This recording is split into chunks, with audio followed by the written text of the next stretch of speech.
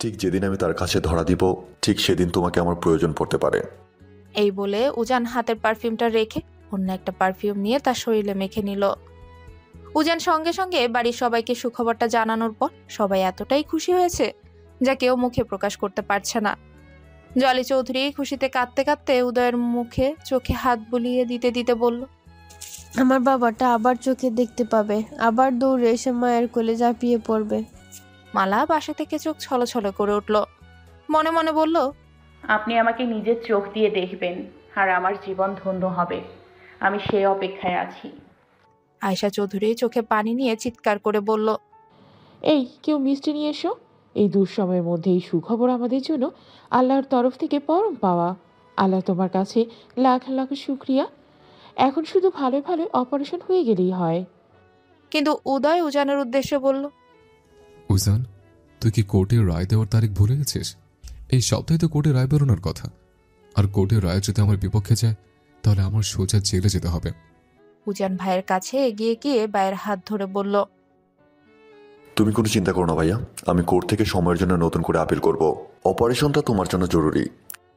কিন্তু নিবিড় কি সেটা হতে দিবে? আরে বললাম তো, তুমি কোনো চিন্তা করো না, আমি সব ব্যবস্থা করছি। কলেজ শেষে পুলক আর উর্মি পার্কের পার বাঁধানো ঘাটের পাশে বসে আছে। পুলকের কাঁধে মাথা রেখে হাতটা জড়িয়ে ধরে বসে আছে উর্মি। এবার হাতটা কিছুটা শক্ত করে জড়িয়ে ধরে বলল, আমাকে কখনো ছেড়ে যাবে না তো পুলক? তুমি জানো না আমি তোমাকে কতটুকু ভালোবাসি। পুলক মুখে হাসি ফুটিয়ে বলল, আমি তো তোমাকে ছেড়ে কখনো যাব না উর্মি আপু, কিন্তু তুমি আমাকে ছেড়ে যাবে না তো?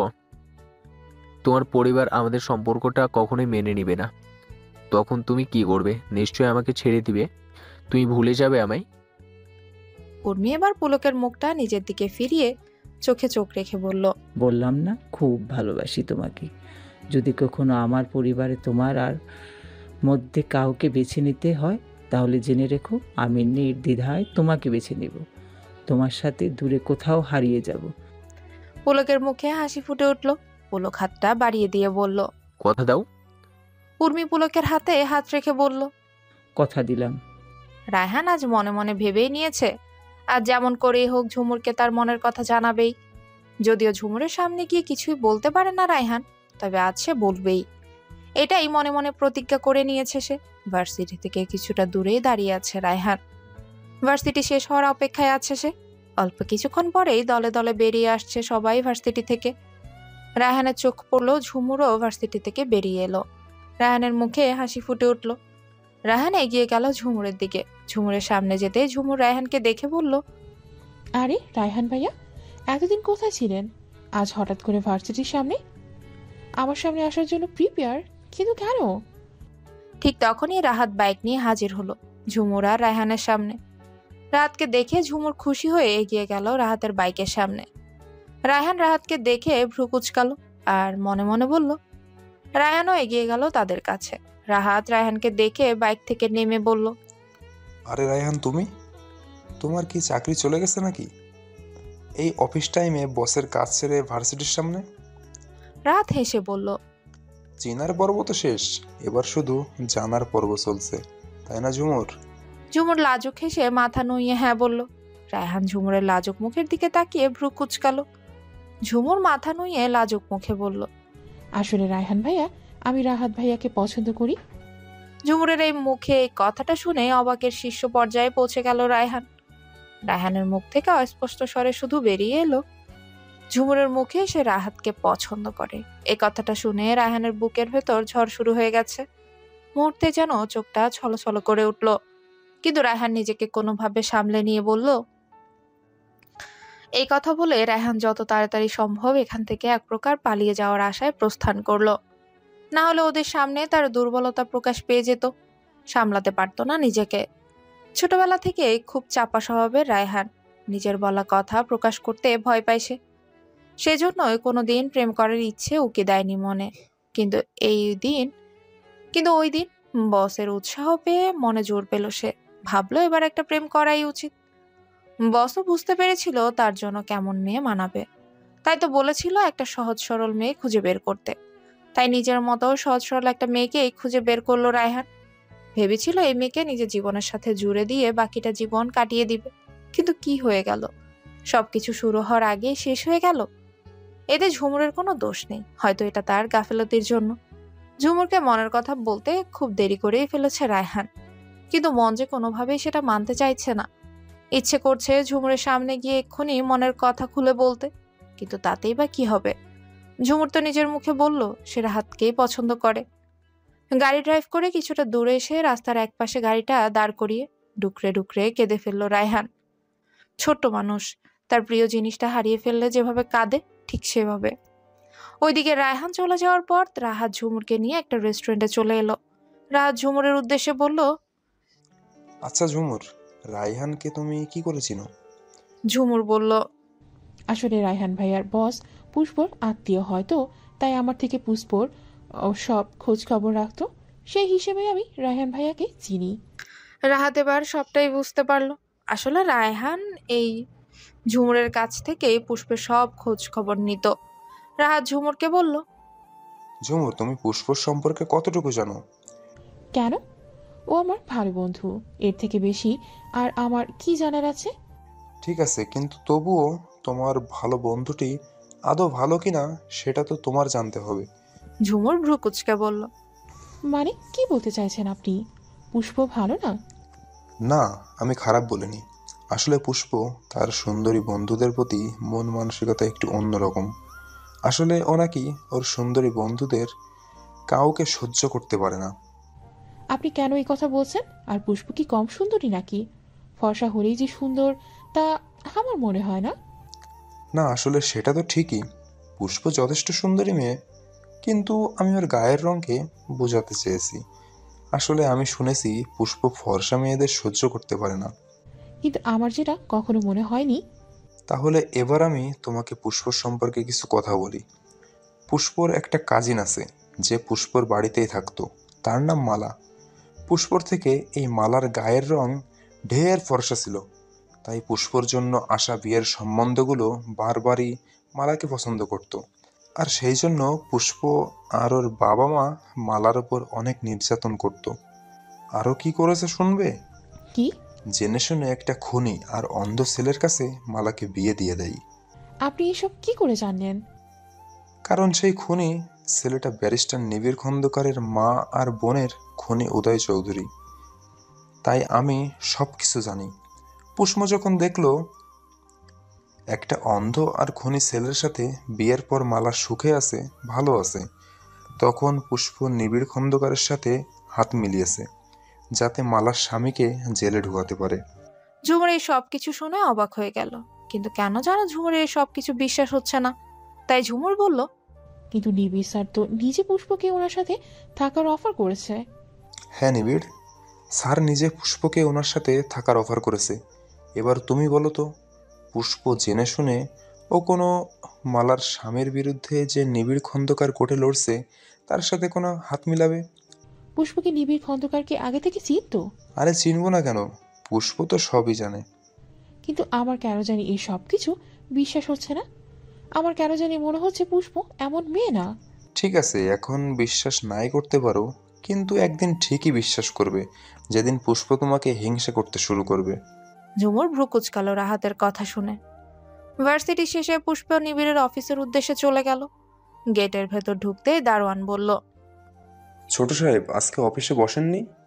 তবে উনি বাড়িতেই আছেন, চাইলে বাড়ির ভিতরে যেতে পারেন। পুষ্প তাকিয়ে একবার দেখলো বাড়িটার দিকে। এতদিন এখানে এই বাড়িতে আসছে সে। গেটের ভেতর ঢুকে সোজা অফিসে গিয়েছে, কিন্তু বাড়ির ভেতরে কখনো যায়নি, আর যাওয়ার কখনো ইচ্ছেই হয়নি। কারণ সে শুনেছে নিবিড় স্যারের মা আর বোন মারা যাওয়ার পর এই বাড়িতে কোনো মেয়ের প্রবেশ পছন্দ না নিবিড়ের বাবা আশরাফ খন্দকারের। কিন্তু আজ যে নিবিড়ের সাথে তার দেখা করা খুব জরুরি, তাই তো পুষ্প দাঁড়িয়ে ভাবছে সে কি করবে। বাড়ির ভেতরে যাবে নাকি ফিরে যাবে আজ। ঠিক সেই সময় দোতলার খোলা বারান্দা থেকে নিবিড় বলল, পুষ্প কি হয়েছে, দাঁড়িয়ে আছো কেন? বাড়ির ভিতরে এসো। এই কথা বলে নিবিড় নিচে নেমে যাওয়ার উদ্দেশ্যে বারান্দা থেকে বেরিয়ে এলো। দারোয়ানও বলল, যান, ছোট সাহেব তো বলেছে যেতে। আর তাছাড়া ছোট সাহেব আগে থেকেই আমাকে বলে রেখেছিল আপনি আসলে বাড়ির ভিতরে যেতে বলতে। পুষ্প ছোট ছোট পা ফেলে বাড়ির ভেতরে চলে গেল।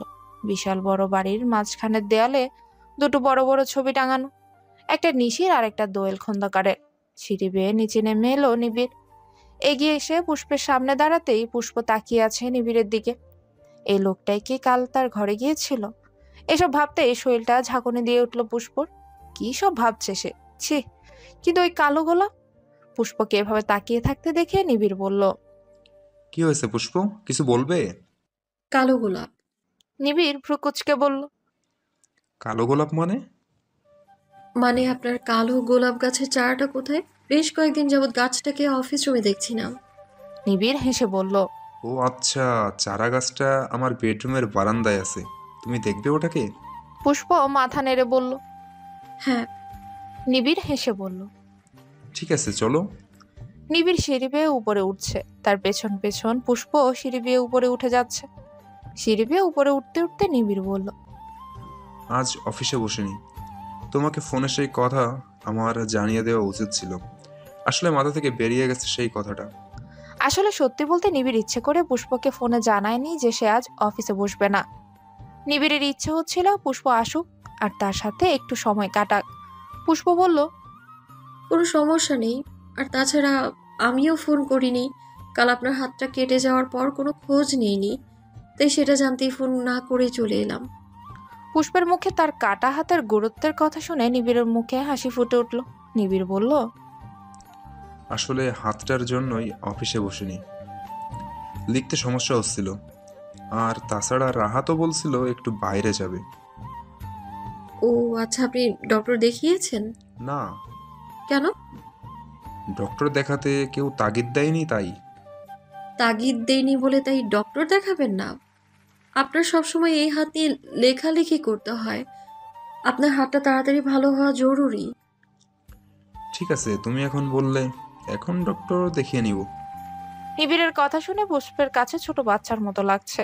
বাচ্চারা যেমন ব্যথা পেলে কেউ জিজ্ঞেস না করলে অভিমান করে বসে থাকে, নিবিড় যেন তেমনই অভিমান করে আছে। কিন্তু তার অভিমান ভাঙানোর জন্য তো তার আশেপাশে কেউ নেই যে তার খোঁজ নিয়ে তার ব্যথায় ব্যথিত হয়ে ডক্টর দেখাতে তাগিদ দিবে। পুষ্পের এসব ভাবতে ভাবতে নিবিড়ের ঘরের সামনে চলে এলো। নিবিড়ের পেছন পেছন নিবিড়ের ঘরের সামনে এসে পুষ্প থেমে গেল। পুষ্পকে থেমে যেতে দেখে নিবিড় বলল, কি হলো, দাঁড়িয়ে আছো কেন? না মানে আমি ভেতরে যাব না, আমি কি এখানে দাঁড়িয়ে কালো গোলাপের চারাটা দেখতে পারি? ভেতরে এলে কি সমস্যা? না মানে আমার বউ নেই, তাই কেউ মাইন্ড করবে না, তুমি ভেতরে এসো। পুষ্পর খুব সংকোচ হচ্ছে ভেতরে যেতে, কিন্তু তবুও সে পা টিপে টিপে নিবিড়ের ঘরে প্রবেশ করলো। বিশাল বড় রুম, তাতে নিবিড়ের কতগুলো ছবি ফ্রেমে বাঁধানো, সাথে তার মা বাবা বোন সহ ফ্যামিলি ফটো আছে। পুষ্প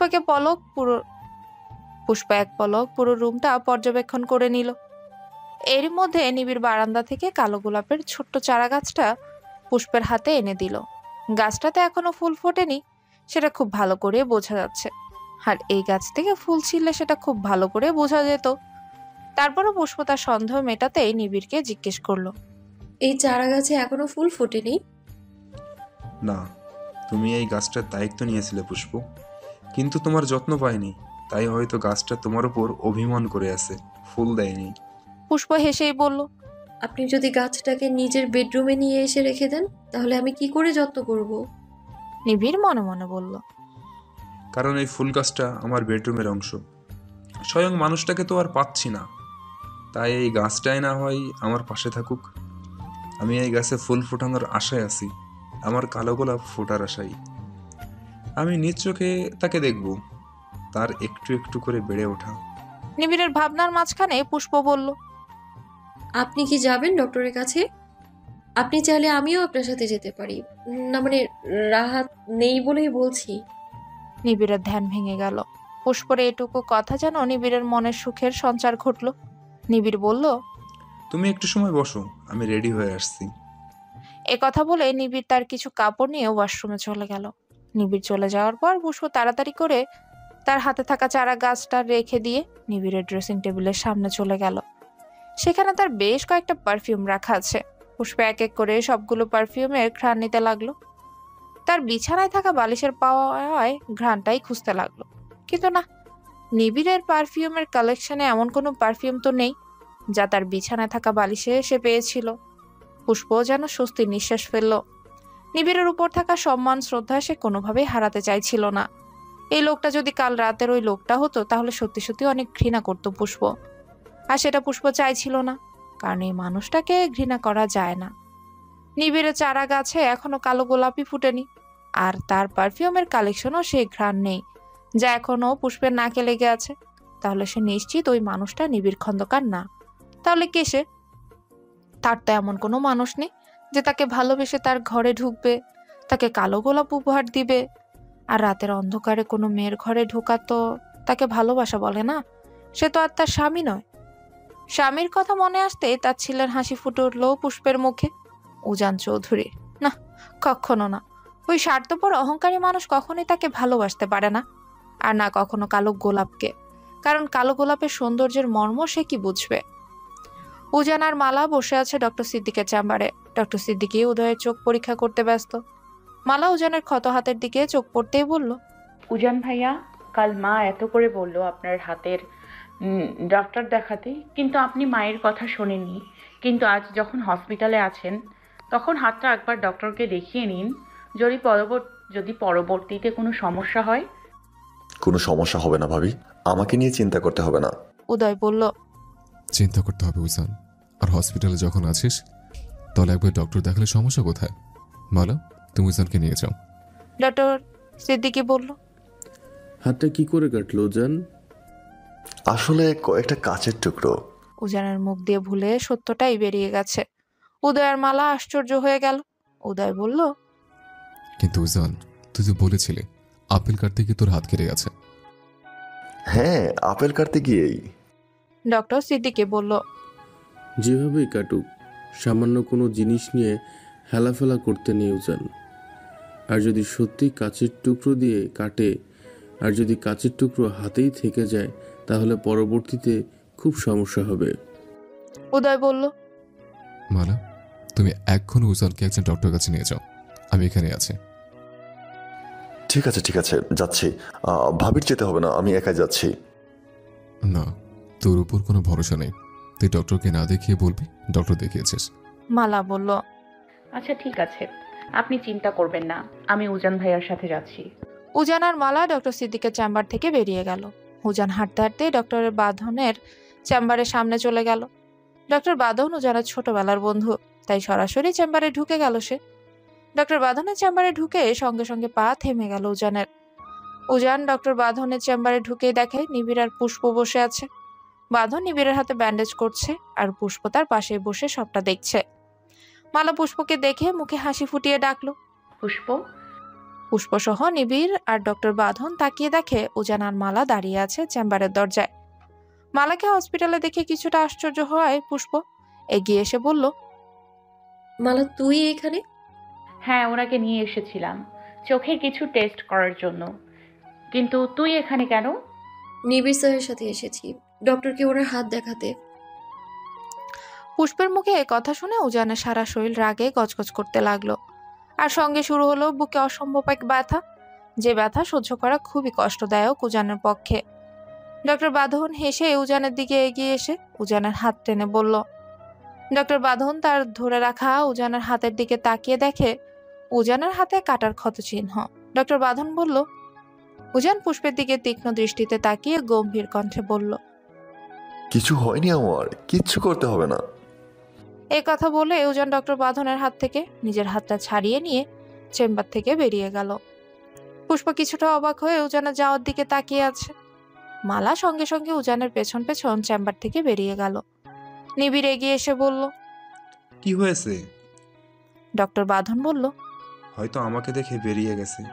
আমার ট্রিটমেন্ট করা শেষ, আমি এখন যাই। আপনি ওনাদের ভেতরে নিয়ে আসুন। পুষ্প নিবিড়ের কথা শুনে মনে মনে উজানের প্রতি আক্ষেপ নিয়ে বলল, হায় রে অহংকারী উজান চৌধুরী, যেই মানুষটা আপনার বাড়ির বউয়ের ইজ্জত বাঁচাতে হাতে আঘাত পেয়েছে, তাকে ন্যূনতম ধন্যবাদ তো দূরে থাক, তাকে দেখে উল্টো আপনার মনে রাগ হয়। অহংকারের একটা সীমা থাকা দরকার।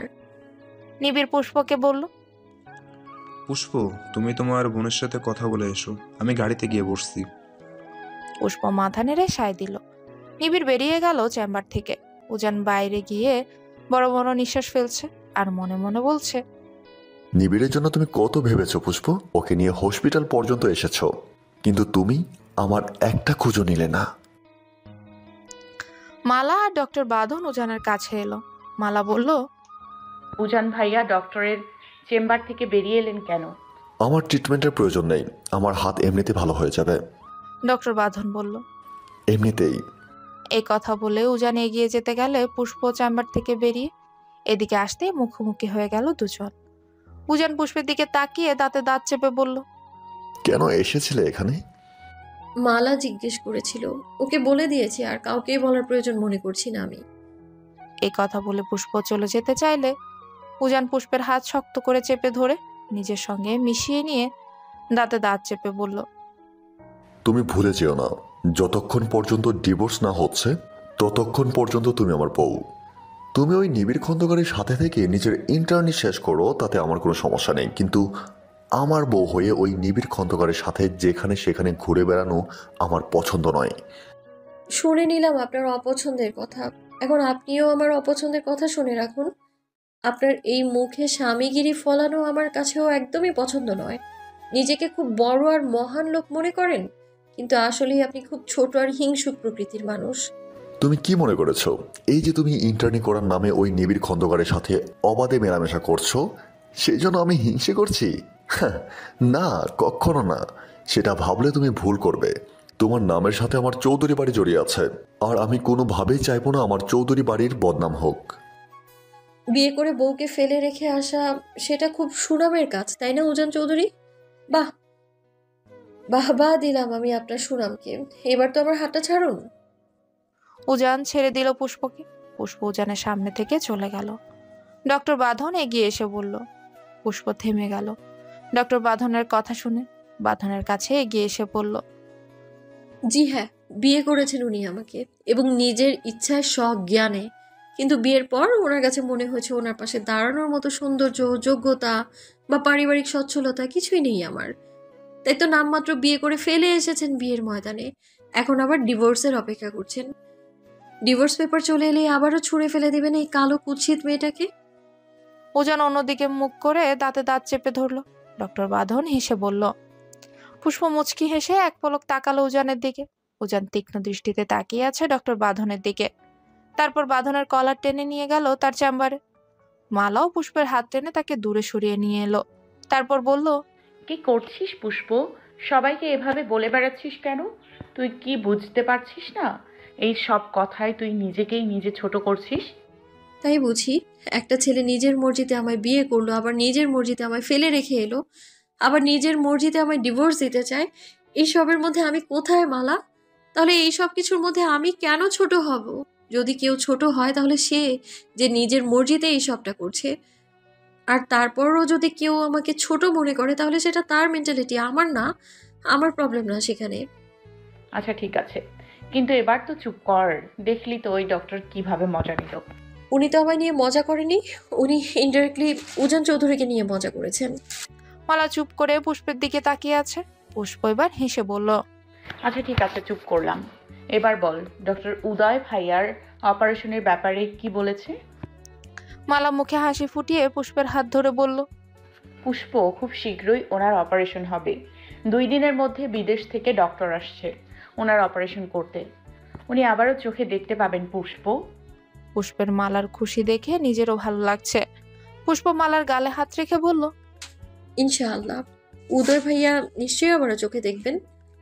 মালা পুষ্পকে বলল, এই সপ্তাহের মধ্যেই ওনার অপারেশন হবে। উনি কিন্তু উনি ওনার মামলাটা নিয়ে খুব চিন্তায় থাকেন। বলেন ওনার জেলে যেতে হবে। নিবিড় খন্দকার কখনোই তাকে অপারেশন করার সময় হাতে দিবে না।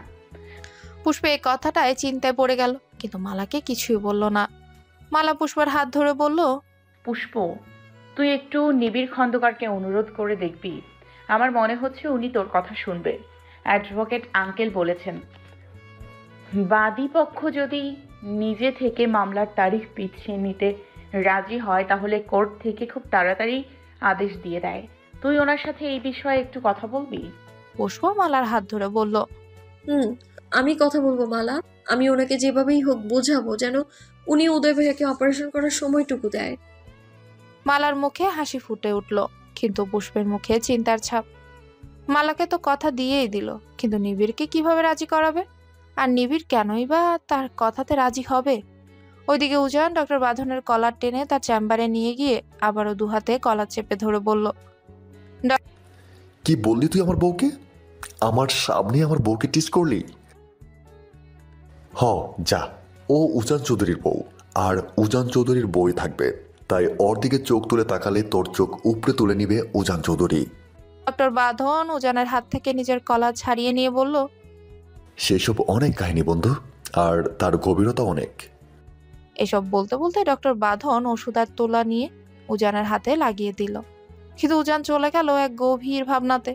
হয়তো বাঁধনের কথা নিয়েই ভাবছে সে। পুষ্প আর নিবিড় রেস্টুরেন্টে বসে আছে। পুষ্পের সামনেই কফি রাখা, কিন্তু পুষ্প শুধু চামচ দিয়ে কফিটা নাড়াচ্ছে আর কি একটা যেন ভাবছে। নিবিড় তার বিপরীত দিকে বসে সবটাই খেয়াল করছে। হসপিটাল থেকে বেরিয়ে গাড়িতে উঠেও পুষ্প এমনই কোনো কথা বলেনি। কি একটা যেন ভেবেই চলেছে। নিবিড়ের কাছে মনে হয়েছে পুষ্প তাকে কিছু বলতে চায়, কিন্তু কই, পুষ্প তো কিছুই বলছে না। নিবিড় হাতের ঘড়ির দিকে তাকিয়ে দেখে প্রায় 1টা বেজে গেছে। নিবিড় পুষ্পকে বলল, পুষ্প। পুষ্পের ধ্যান ভেঙে মাথা তুলে তাকালো নিবিড়ের দিকে। চোখে মুখে বিষণ্ণতার ছাপ, কিন্তু কিছু নিয়ে চিন্তিত, সেটা খুব ভালো করে বোঝা যাচ্ছে। নিবিড় বলল, লাঞ্চের সময় প্রায় হয়ে এসেছে, তুমি কি আজ আমার সাথে লাঞ্চ করবে, যদি তোমার আপত্তি না থাকে? পুষ্প মাথা নেড়ে হ্যাঁ বলল। নিবিড়ের মুখে হাসি ফুটে উঠল। ক্লায়েন্টের সাথে মিটিং ছাড়া সচরাচর নিবিড় কারোর সাথে লাঞ্চ করে না। বাড়িতে একাই তাকে বিশাল বড় ডাইনিং টেবিলে বসে লাঞ্চ করতে হয়। আজ পুষ্প তার সাথে লাঞ্চ করবে ভেবেই নিবিড়ের মনে কিছুটা খুশির সঞ্চার ঘটল। নিবিড় ওয়েটারকে ডেকে লাঞ্চের অর্ডার দিল। তারপর আবারও পুষ্পের দিকে তাকিয়ে বলল, পুষ্প, কি হয়েছে? কোনো কিছু নিয়ে চিন্তিত তুমি? পুষ্প আবারও নিবিড়ের দিকে তাকিয়ে বলল, আমি যদি আপনাকে একটা অনুরোধ করি, আপনি রাখবেন সেটা? নিবিড় খুব ভালো করে বুঝতে পারছে পুষ্প উদয়ের ব্যাপারে কিছু বলতে চায়। নিবিড় বলল, তার আগে আমি তোমাকে একটা কথা বলি। পুষ্প মাথা নেড়ে হ্যাঁ বলল। নিবিড় বলল, আপনজনকে হারিয়েছো কখনো? পুষ্প চোখ নিচু করলো, সাথে মাথা নেড়ে না সম্মতি দিল। নিবিড় বলল, আমি হারিয়েছি পুষ্প, নিজের সব থেকে কাছের মানুষটাকে, নিজের সব থেকে আপন মানুষটাকে, আমার গর্ভধারিণী মা। আমার গর্ভধারিণী মাকে। আর কাকে হারিয়েছি জানো? আমার ছোট্টবেলার পুতুলটাকে, যার জন্য আমি স্কুল থেকে বাড়ি ফেরার পথে চকলেট না কিনে নিয়ে এলে সে গাল ফুলিয়ে বসে থাকতো। তার সেই গাল ফুলানো দেখে মনে হতো ঠিক যেন একটা পুতুল গাল ফুলিয়ে বসে আছে। এই কথা বলে নিবিড় ছলছল চোখে হেসে ফেলল। নিবিড়ের কথা শুনে পুষ্পের চোখও ছলছল করে উঠল। নিবিড় আবারও বলল, হারিয়ে ফেলেছি আমি তাদের পুষ্প, সারা জীবনের জন্য। আর কখনো তাদের ফিরে পাবো না। আর কখনো আমার মা আমাকে বুকে টেনে নিবে না। আর সেই আমার পুতুল বোনটাও ছুটে আসবে না কখনো আমার বুকে। জানো পুষ্প, আমার মা বোনের মৃত্যুর সংবাদ বাবা জানায়নি আমাকে। যখন জানিয়েছে তখন ওই দূর প্রবাসে আমার থেকে অসহায় মানুষ আর দ্বিতীয়টা হয়তো এই পৃথিবীতে ছিল না। দেশে ছুটে আসতে চেয়েছিল মনটা, কিন্তু আসেনি। আমার মায়ের বড় স্বপ্ন ছিল ছেলে তার ব্যারিস্টার পাশ করবে। নিজের হেরে যাওয়া স্বপ্ন মা আমাকে নিয়ে দেখেছিল। তাই হয়তো বুকে পাথর বেঁধে লেগে পড়লাম মায়ের শেষ ইচ্ছা পূরণ করতে। মায়ের স্বপ্ন হয়তো আমি পূরণ করতে পেরেছি, কিন্তু দেখো আমার মা আমার এই সাফল্য দেখে যেতে পারলো না। এই কথা বলে নিবিড় বড় একটা নিঃশ্বাস ছাড়লো। ওইদিকে পুষ্পের বুকটা হু হু করে কেঁদে উঠল। জানে তার সামনে বসা মানুষটা খুব একা, কিন্তু আজ তার একাকিত্বের সাথে তাকে খুব অসহায় মনে হচ্ছে। এমন অসহায় তো তাকে আগে মনে হয়নি। সত্যি, আপন মানুষ ছাড়া হয়তো মানুষ অসহায়ই হয়ে পড়ে। পুষ্পের চোখ দিয়ে অনবরত পানি পড়ছে। সাহস নিয়ে যে কথাটা বলবে ভেবেছিল, সেই কথাটা বলার সাহস এখনো আর হচ্ছে না তার। যে মানুষটা তার মা আর বোনকে হারিয়েছে আজ বড্ড একা, সেই মানুষটার সামনে সে কি করে ওই মানুষটার হয়ে কথা বলবে যে মানুষটা তার চোখে দোষী? নিবিড় আবারও বলল, পুষ্প, তুমি হয়তো আমার মনের অবস্থাটা খুব ভালো করেই বুঝতে পারছো, তাই তোমার চোখে পানি। আমিও তোমার মনের অবস্থা বুঝতে পারছি। কোনো এক ঘটনাক্রমে আমার আর তোমার দেখা হয়ে গেল, আর কোনো এক কারণে তুমি আর আমি কিছুটা পথ একসাথে হেঁটেছি। আর দেখো কেমন কাকতালীয়ভাবে তোমার আর আমার মধ্যে ওই উদয় চৌধুরী চলে এলো, যে তোমার বোনের স্বামী আর আমার মা আর বোনের খুনি। পুষ্প মাথা নিচু করে চুপ করে বসে আছে। নিবিড় পুষ্পের দিকে তাকিয়ে কথাগুলো বলছে, কিন্তু এবার নিবিড় চোখ নামিয়ে বলল, দেখো পুষ্প, তোমার যদি কোনো কারণে মনে হয় তুমি আমার সাথে থাকবে না, তাহলে নাই থাকতে পারো, সেটা সম্পূর্ণ তোমার ব্যাপার। কিন্তু তুমি বলো, আমি কি করে আমার মা আর বোনের খুনিকে ক্ষমা করে দিব? পুষ্প তার সাথে থাকবে না। এই কথাটা বলার সময় নিবিড়ের মনের ভেতর অসম্ভব কষ্ট হচ্ছিল। তাই তো নিবিড় চোখ নামিয়ে কষ্ট বুকে চাপা দিয়ে কথাটা বলল। নিবিড়ের কথাটা শুনে পুষ্প এবার চোখ তুলে বলল, না, আপনি আমায় ভুল ভাবছেন। আমি কখনো আপনাকে বলবো না আপনার মা বোনের খুনিকে ক্ষমা করে দিতে। আমি শুধু ওই দিন আপনাকে বলতে চেয়েছিলাম আপনার কোথাও ভুল হচ্ছে কিনা, কোনো ভুলের কারণে আসল অপরাধী ছাড়া পেয়ে গেল কিনা। আপনার মতো যদি আদালতের কাছেও মনে হয় উদয় ভাইয়া আসলেই অপরাধী, তাহলে উনি নিশ্চয়ই হয়তো শাস্তি পাবেন। কিন্তু শাস্তি পাওয়ার আগে উনি একজন অন্ধ মানুষ, সেটা শুধু আমি আপনাকে বলতে চেয়েছিলাম। আচ্ছা, কারাগারে তো আরো অনেক অপরাধী আছে, তারাও তো শাস্তি ভোগ করছে, কিন্তু উদয় ভাইয়া তো তাদের মতো না। উনি একা নিজে চলাফেরা করতে পারেন না, নিজের খাবারটুকুও খেতে পারেন না। আপনার কি মনে হয় না উনি যদি অন্ধ অবস্থায় জেলে যায় তাহলে ওনার জন্য এটা একটু বেশি শাস্তি হয়ে যাবে? একটা অন্ধ মানুষ কি করে জেলে থাকবে? তাহলে তুমি কি বলতে চাইছো? আমি উদয় চৌধুরীর চোখ ভালো হওয়ার জন্য দিনের পর দিন অপেক্ষা করব? আর যেখানে ডক্টর বলেছেন উদয় বিদেশে গিয়ে চোখ অপারেশন না করালে চোখ ভালো হবে না। কিন্তু বিদেশ থেকে ডক্টর যদি আসে দেশে, তাহলে তো অপারেশনটা সম্ভব। এক সপ্তাহ পর উদয় ভাইয়ের চোখ অপারেশন করতে বিদেশ থেকে ডক্টর আসছেন। আপনি যদি কিছুটা দিন মামলার তারিখটা একটু পিছিয়ে দেন, তাহলে দেশে থেকেই ওনার অপারেশনটা সম্ভব। কিন্তু পুষ্প, পুষ্প তার দুহাত জোর করে নিবিড়ের সামনে ধরে বলল, প্লিজ, এই মুহূর্তে একজন অপরাধী নয়, একজন অন্ধ মানুষ হিসেবে উদয় ভাইয়াকে দেখার অনুরোধ করছি আমি আপনাকে। উনি তো পালিয়ে যাচ্ছেন না। আপনি বিদেশে থেকে যদি ওনাকে এতটা দিন ছাড় দিতে পারেন, তাহলে ওনার চোখের অপারেশন করার জন্য কিছুটা দিন ছাড় দিন। উনি যদি চোখের দৃষ্টি ফিরে পেয়ে নিজের খেয়াল নিজে রাখতে পেরে জেলে যায়, তাহলে হয়তো ওনার পরিবারের ওনার জন্য কষ্টটা কিছুটা হলেও কম হবে। পুষ্পের হাত জোর দেখে নিবিড় তার দুহাত এগিয়ে পুষ্পর জোর করা হাত দুটো ধরে বলল, হাত নামাও পুষ্প প্লিজ, আশেপাশের লোকজন দেখছে। পুষ্প তৎক্ষণাৎ নিবিড়ের হাত থেকে নিজের হাত ছাড়িয়ে নিয়ে হাতটা নামিয়ে নিল। জলি চৌধুরী পুষ্পের বাড়ির সামনে এসে কলিং বেল চাপতেই রতন মিয়া দরজাটা খুলে দিল। রতন মিয়া এতদিন পর জলি চৌধুরীকে দেখে খুশি হয়ে বলল, বড় ভাবি যান আপনি? জলি চৌধুরী নিজের ঠোঁটে আঙ্গুল চেপে আস্তে করে বলল, ইস, পুষ্প শুনতে পেয়ে যাবে। রতন মিয়া পেছনে ফিরে বাড়ির ভেতরে একবার চোখ বুলিয়ে হেসে বলল, আপনার বৌমা বাড়ি নাই? আসেন ভিতরে আসেন। জলি চৌধুরী হাসি মুখে বাড়ির ভেতরে গেল। তারপর রতন মিয়াকে বলল, কেমন আছেন রতন ভাই? ভালো আছি। বড় ভাবি যান আপনি কেমন আছেন? সবাই শারীরিকভাবে সুস্থ আছে রতন ভাই, কিন্তু মানসিকভাবে কেউ সুস্থ নেই। তুমি তো জানোই সবটা। হ, সবই জানি। কিন্তু তুমি যে বাংলো বাড়ি ছেড়ে ওই বাড়িতে আছো, সেটা তো আমি জানতাম না। উজান রাতে কাল আমাকে সবটা খুলে বলল। হ ভাবি যান, আসলে কি করবো কোন? উজান বাবা আমারে সবটা খুইলা বলতেই আমি আর না করতে পারি নাই।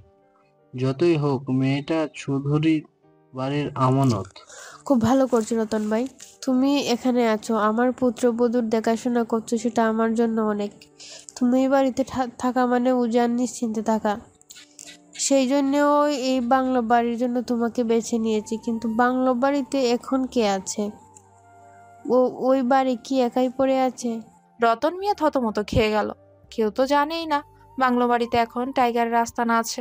রতন মিয়া তৎক্ষণাৎ বুদ্ধি খাটিয়ে বলল, না ভাবি যান, আমার ভাতিজারে দিয়ে আসছি, ও ও খুব ভালো আর বিশ্বস্ত বলা। পুরো বাড়ি খুব ভালোভাবে দেখাশোনা করব। আপনি কোনো চিন্তা করবেন না। না নতুন ভাই, আমি বাংলো বাড়ি নিয়ে এত চিন্তা করছি না। ওটা তো একটা বাড়ি, আর আজ তুমি এই বাড়িতে যাকে দেখাশোনা করছো সে তো আমার ছেলের মনের রানী। রতন মিয়া মুখে হাসি ফুটিয়ে বলল, আপনি ঠিকই কইছেন ভাবিজান। উজান বাবা মামুনিরে খুব ভালো পাই, তার লাগেই তো এত আয়োজন। হ্যাঁ রতন ভাই, কিন্তু আমার এই ছেলেটা যে মেয়েটাকে কিছুই বলতে চাইছে না। উজান এই সব কিছু কেন করছে আমি কিছুই বুঝতে পারছি না। আমাকেও কিছু বলতে চাইলো না। ছেলেটা ভেতরে ভেতরে গুমড়ে মরছে। আমার ছেলে দুইটা ভালো নেই রতন ভাই। তাদের সুখের জন্য আমি সব কিছু করতে রাজি ছিলাম, কিন্তু তারা কেন আজ অসুখী? চিন্তা করবেন না ভাবিজান, সবকিছু ঠিক হইয়া যাইব। আল্লাহ চাইলে সবকিছুই খুব তাড়াতাড়ি ঠিক করে দিব। হ্যাঁ, আল্লাহই আমার একমাত্র ভরসা। কিন্তু পুষ্প রতন ভাই কখন আসবে? চলে আসবে ভাবিজান, আপনি বসেন। ঠিক তখনই পুলক ঢুকলো বাড়িতে। এই বাড়িতে জলচৌধুরীকে দেখে অবাক হয়ে গেল, সাথে সাথে হাঁটার গতি স্লো করলো। জলচৌধুরীও পুলককে দেখে বসতে গিয়েও আর বসলো না। পুলক এগিয়ে এলো জলি চৌধুরীর দিকে, রুকুচকে বলল, আন্টি আপনি? হ্যাঁ বাবা, পুষ্পর কাছে এসেছি। পুলক মাথা নুয়ে জলি চৌধুরীর সামনে হাত ঝোড় করে কিছুটা নরম কণ্ঠে বলল, প্লিজ আন্টি, আমার বোনটাকে আর কষ্ট দিবেন না, ওকে আর কথা শোনাবেন না। আপনাদের বাড়িতে এই দিন যা কিছু হয়েছে আমরা ওকে কিচ্ছু বলিনি, ও কষ্ট পাবে বলে আমার বোনটাকে নিজেকে শক্ত করে তুলেছে, কিন্তু আমি তো জানি ও ভিতর থেকে কতটা নরম। গুমড়ে গুমড়ে মরে, ও কিন্তু কাউকে বুঝতে দেয় না। আমরা এখানে পড়াশোনা করতে এসেছি, বিশ্বাস করুন আপনাদের পিছনে লাগতো নয়। জলি চৌধুরী পুলকের হাত ধরে বলল, এভাবে বলো না বাবা, আমি পুষ্পকে কষ্ট দিতে আসিনি। আমি কোর্টে পুষ্পর সাথে যে খারাপ ব্যবহার করেছি তার জন্য আমি লজ্জিত। বাড়িতে যা হয়েছে সেই সব কিছু ওকে না বললে আমাকে আরো লজ্জার হাত থেকে বাঁচিয়ে দিয়েছ। পুলক বলল, কিন্তু কোর্টে কি হয়েছিল? জলি চৌধুরী মাথা নুইয়ে বলল, আমি পুষ্পকে ভুল বুঝে সবার সামনে চোর মেরেছিলাম।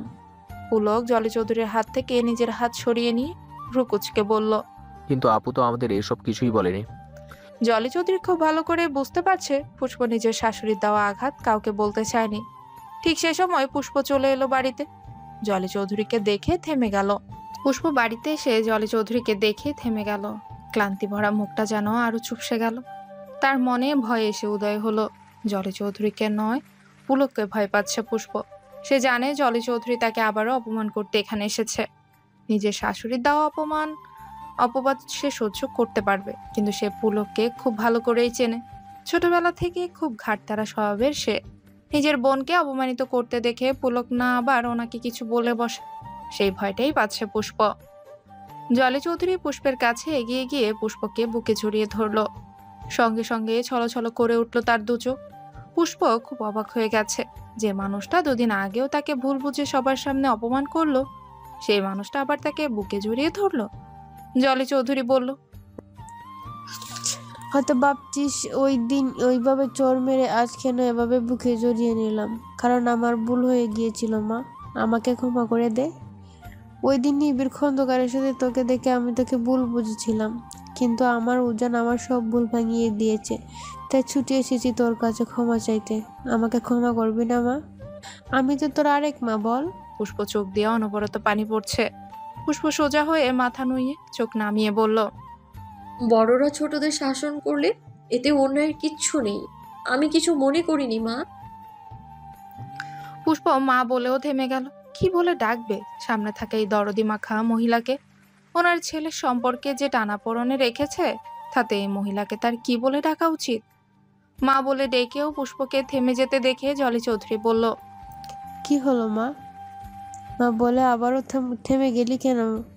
পুষ্প মাথা নুইয়ে নিল। জলি চৌধুরী বলল, তুই আমাকে শাশুড়ি মনে করে নয়, নিজের আরেক মা মনে করে মা ডাক। বিশ্বাস কর, আমি তৃপ্তি ভরে খুশি হব। পুষ্প এবার বলল, আপনি আমার মাই তো, কোন সম্পর্কের খাতিরে নয়। আজ থেকে আপনি আমার এমনিতেই আরেকটা মা। জলি চৌধুরী খুশি হয়ে পুষ্পকে জড়িয়ে ধরল। পাশে থেকে রতন মিয়া সহ পুলকের মুখেও হাসি ফুটে উঠল। দুদিন পর উদয়ের মামলা কোর্টে শুনানির তারিখ। আর এইদিকে কানাডা থেকে ডক্টর রেদওয়ান জাহাঙ্গীরও চলে এসেছেন মামলার তারিখ পেছানোর জন্য। উজান অ্যাডভোকেটকে কোর্টে আবেদন করতে বলেছে। কিন্তু হঠাৎ করে এই সময় অ্যাডভোকেট কামরুল হাসানকে চৌধুরী বাড়িতে আসতে দেখে সবাই অবাক হয়ে গেল। উজান এগিয়ে এসে বলল, অ্যাডভোকেট আঙ্কেল, এই সময় আপনি? আপনার তো কোর্টে থাকার কথা, কোর্টে আবেদন জমা দেননি? অ্যাডভোকেট কামরুল হাসান ব্যাগ থেকে একটা খাম বের করে উজানের হাতে দিয়ে বলল, কোর্টের অর্ডার পেয়ে গেছি উজান। বাড়ির সবার মুখে হাসি ফুটে উঠল। উজান মুখে হাসি ফুটিয়ে খামটা হাতে নিয়ে বলল, এত তাড়াতাড়ি কোর্টের অর্ডার দিয়ে দিল? খামটা খুললেই দেখো, তাহলে বুঝবে। উজান ভ্রুকুচকে খামটা খুলল। খামের ভেতরে থাকা কাগজটা পড়ে খুব অবাক দৃষ্টিতে অ্যাডভোকেট কামরুল হাসানের দিকে তাকালো। আয়েশা চৌধুরী এগিয়ে এসে উজানকে জিজ্ঞেস করলো, উজান, কি আছে এই কাগজে? উজান বলল, দাদিমা, মামলা তারিখ পিছিয়ে নেওয়ার জন্য আগে থেকে কোর্টে আবেদন করা হয়েছিল, আর কোর্ট সে আবেদন মঞ্জুর করে মামলার তারিখ পিছিয়ে নিয়েছে। উজানের কথা শুনে বাড়ির সবাই অবাক হয়ে গেল। নিবিড় কেন মামলা পিছিয়ে নেওয়ার আবেদন করলো? তার কেনই বা মামলা পিছিয়ে নেওয়ার প্রয়োজন পড়লো? সবার মনে এখন একটাই প্রশ্ন। আয়েশা চৌধুরী অ্যাডভোকেট কামরুল হাসানকে জিজ্ঞেস করলো, কিন্তু আমাদের উকিল সাহেব তো আজই আবেদন জমা দিলেন বলেছিলেন। জি চৌধুরী মা, নিবিড় খন্দকারের অ্যাসিস্ট্যান্ট রাহাত ছেলেটার সাথে আমার কথা হয়েছে। ও বলল নিবিড় নাকি ওদের অপারেশনের জন্য এই মামলার তারিখ পিছিয়ে নেওয়ার আবেদন করেছে, আর সেই আবেদন মঞ্জুর করে কোর্টে আজ এই নোটিশ দেওয়া। বাড়ির সবাই একে অপরের মুখের দিকে তাকালো। কিন্তু মালা খুব ভালো করে বুঝতে পারছে পুষ্প নিবিড়কে মামলা পিছিয়ে নেওয়ার অনুরোধ করেছে। হ্যাঁ, সেজন্যই হয়তো নিবিড় খন্দকার মামলা পিছিয়ে নেওয়ার আবেদন করেছে। কিন্তু মালা এই কথা কাউকে বলতে চায় না। এই কথাটাকে কিভাবে নিবে সেটার থেকে কথাটা না বলাই ভালো। ভার্সিটির ক্যাম্পাসে পুষ্প অন্য ফ্রেন্ডদের সাথে কথা বলছে। ঠিক তখনই ঝুমুর দৌড়ে এলো পুষ্পের কাছে। পুষ্পের হাত ধরে তাকে দৌড়ে টেনে নিয়ে হাঁপাতে হাঁপাতে বলল, পুষ্প, তোকে একটা কথা বলবো, একটা খুশির খবর আছে। পুষ্প ঝুমুরকে হাঁপাতে দেখে বলল, আগে একটু জিরিয়ে নে, তারপর বল। ঝুমুর একটু জিরিয়ে নিয়ে তারপর পুষ্পের হাত ধরে বলল, পুষ্প, জানিস রাহাত বলেছে খুব তাড়াতাড়ি আমার বাড়িতে বিয়ের প্রস্তাব পাঠাবে। আমি খুব খুশি, আমার পছন্দের মানুষের সাথে আমার বিয়ে হবে। পুষ্প অবাক হয়ে গেল ঝুমুরের কথা শুনে। পুষ্প বলল, তুই কি বলছিস ঝুমুর? এখন বিয়ে মানে? তোর তো পড়াশোনা শেষ হয়নি। আর তাছাড়া তুই রাহাতের সাথে এতটা এগিয়ে গিয়েছিস, কই আমাকে তো বলিসনি? রাহাত তোর জন্য ঠিক হবে না ঝুমুর। ও খুব হার্টলেস একটা ছেলে। পুষ্পের কথা শুনে ঝুমুর এক ঝটকায় পুষ্পের হাত সরিয়ে দিল। তারপর দাঁতে দাঁত চেপে বলল, এটা কি পুষ্প? আমি কত এক্সাইটেড হয়ে তোকে কথাটা জানালাম, আর তুই এসব কথা বলছিস, আর রাহাতকে নিয়েও নেগেটিভ কথা বলছিস। আমি তো মনে করেছিলাম তুই এই কথাটা শুনে খুব খুশি হবি, কারণ আমি ভাবতাম তুই আমার ভালো চাস, কিন্তু কখনো ভাবিনি তুই এরকম বলবি। পুষ্প ঝুমুরের হাত ধরে বলল, আমি তোর ভালো চাই ঝুমুর, তাই তোকে সাবধান করছি। ঝুমুর পুষ্পকে হাত দেখিয়ে থামিয়ে দিয়ে বলল, দরকার নেই আমাকে তোর সাবধান করার। আসলে আমি এবার বুঝতে পারলাম সবকিছু। রাহাত আমাকে ঠিকই বলেছিল, তুই একটা হিংসুক মেয়ে। তুই নাকি কারো ভালো সহ্যই করতে পারিস না, এমনকি তোর কাজিন মালার ভালো সহ্য করতে পারিস নি। তাই তো ব্যারিস্টার নিবিড় খন্দকারের সাথে হাত মিলিয়ে ওর স্বামীর ক্ষতি করতে চাইছিস। কিন্তু আমি এসবের কিছুই বিশ্বাস করিনি। কিন্তু এখন আমার মনে হচ্ছে রাহাত যা কিছু বলেছে সে সব কিছুই সত্যি। পুষ্প অবাক হয়ে গেল ঝুমুরের কথা শুনে। পুষ্প বলল, মালাকে তুই কি করে চিনিস? মালাকে আমি চিনি না, কিন্তু রাহাত আমাকে বলেছে তোর এক কাজিন আছে যে কিনা তোর থেকেও সুন্দর, আর ওর জন্যই নাকি সবসময় তোর বিয়ে ভেঙে যেত। আর সেই জন্যই তোর উপর হিংসে করে তুই তার বিয়ের পরও ওকে শান্তিতে থাকতে দিচ্ছিস না। ওর পেছনে লাগার জন্য বিভিন্নভাবে নিবিড় খন্দকারকে ইউজ করছিস। আর নিবিড় খন্দকার এখন রাহাতকে রেখে তোকে বেশি প্রাধান্য দেয়। আসলে তুই কারো ভালোই দেখতে পারিস না। যা জানিস না তা নিয়ে কথা বলিস না ঝুমুর। তুই যা জানিস তার একটাও সঠিক নয়। এর মধ্যে আরো অনেক গল্প আছে। আমি তোর কোনো গল্প টল্প শুনতে চাইছি না। আর আজকের পর থেকে তোর সাথে আমার বন্ধুত্বের সম্পর্কও শেষ। যে কোনো সময় কারো ভালো চায় না তার সাথে আমিও কোনো সম্পর্কে রাখতেই চাই না। এই কথা বলে ঝুমুর চলে গেল। পুষ্পর চোখ ছলছল করে উঠল। ছলছল করেই তাকিয়ে রইল ঝুমুরে যাওয়ার দিকে। ভার্সিটি শেষে পুষ্প নিবিড়ের অফিসে যাওয়ার উদ্দেশ্যে নিবিড়ের বাড়িতে ঢুকলো। বাড়ি পেরিয়ে বাগান পেরিয়ে সুইমিং পুলের সামনে আসতেই দেখে আশরাফ খন্দকার সুইমিং পুলের সামনে বসে আছে। তার সাথে আরো কিছু লোকজনও বসে আছে, হয়তো তার দলের নেতাকর্মী হবে। সাথে কয়েকটা ছেলে পেলেও দাঁড়িয়ে আছে। পুষ্প তাদের দিকে আর চোখে তাকিয়ে তাদের পাশ কাটিয়ে চলে যেতে চাইলে হঠাৎ করে ডাক পড়লো আশরাফ খন্দকারের। এই মেয়ে শোনো। পুষ্প সঙ্গে সঙ্গে দাঁড়িয়ে গেল। আশরাফ খন্দকার চেয়ার ছেড়ে উঠে পুষ্পের সামনে এসে দাঁড়ালো। পুষ্পকে আবারও পা থেকে মাথা পর্যন্ত আপাতমস্তক দেখে বলল, তোমার নাম তো পুষ্প, বলেছিলে তাই না? জি। গ্রাম থেকে শহরে পড়াশোনা করতে এসেছো? জি। বাড়িতে কে কে আছেন তোমার? বাবা, মা, ভাই, বোন আর নানু। খুব ভালো, আচ্ছা ঠিক আছে, তুমি এবার যাও। পুষ্প আশরাফ খন্দকারকে সালাম দিয়ে চলে গেল। আশরাফ খন্দকার পুষ্পের যাওয়ার দিকে তাকিয়ে রইল। ওইদিকে উপর থেকে নিবিড় এই সবটাই দাঁড়িয়ে দেখছে। পুষ্প নিবিড়ের চেম্বারে ঢুকতে যাবে, ঠিক তখনই রাহাত বেরিয়ে এলো চেম্বার থেকে। রাত পুষ্পকে এড়িয়ে সিঁড়ি বেয়ে নেমে যেতে গেলে পুষ্পের ডাক শুনে থেমে গেল সে। শুনো রাহাত। রাত পুষ্পের দিকে ঘুরে তাকিয়ে বলল, কিছু বলবে? পুষ্প রাহাতের কাছে এগিয়ে গেল, সামনাসামনি দাঁড়িয়ে বলল, ঝুমুরকে নিয়ে কি খেলা খেলতে চাইছো তুমি? কোনো খেলা তো খেলতে চাইছি না, আমরা দুজন দুজনকে ভালোবাসি। সত্যি কি তাই? হ্যাঁ তো। তুমি আমার সম্পর্কে ঝুমুরকে কি বলেছো? কই, আমি তো ওর কিছু বলিনি। কেন ঝুমুর তোমাকে কিছু বলেছে? এ কথা বলে রাহাত বিশ্রীভাবে হাসলো। আর পুষ্প বলল, আমি জানি না তোমার মনে কি আছে, তবে ভালো কিছু থাকতে পারে সেটা আমি বিশ্বাস করি না। তাই আবারও খুব ভালো করে বলছি, ওর কাছ থেকে সরে যাও। ওর মন নিয়ে খেলো না। ও খুব নরম মনের একটা মেয়ে, ও তোমার দিয়ে আঘাত সহ্য করতে পারবে না। আর আমি যদি বলি তুমি আমার আর ঝুমুরের ব্যাপারে নাক গলানো বন্ধ করো। আর কি বলো তো, তুমি চেষ্টা করলেও এখন আমার থেকে ঝুমুরকে দূরে নিয়ে যেতে পারবে না। ঠিক আছে, আমি তোমার থেকে ঝুমুরকে নিয়ে দূরে নিয়ে যেতে চাইবো না, শুধু চাইবো ওর মন নিয়ে খেলো না প্লিজ। ও তোমায় সত্যিই ভালোবাসে, ওর ভালোবাসার সম্মানটুকু দিও। সরি, সেই গ্যারান্টি এখন আমি তোমাকে দিতে পারছি না। এই কথা বলে রাহাত সিঁড়ি বেয়ে নেমে গেল। পুষ্প তাকিয়ে রইল রাহাতের যাওয়ার দিকে। খুব চিন্তা আর ভয় হচ্ছে ঝুমুরের জন্য। হঠাৎ করে পেছন থেকে এক পুরুষালী কণ্ঠস্বর পুষ্পর ভাবনা ভাঙিয়ে দিয়ে বলল, পুষ্প, এখানে দাঁড়িয়ে আছো কেন? পুষ্পের ভেতরে আসতে দেরি দেখে নিবিড় বাইরে বেরিয়ে এসে দেখে পুষ্প বাইরেই দাঁড়িয়ে আছে।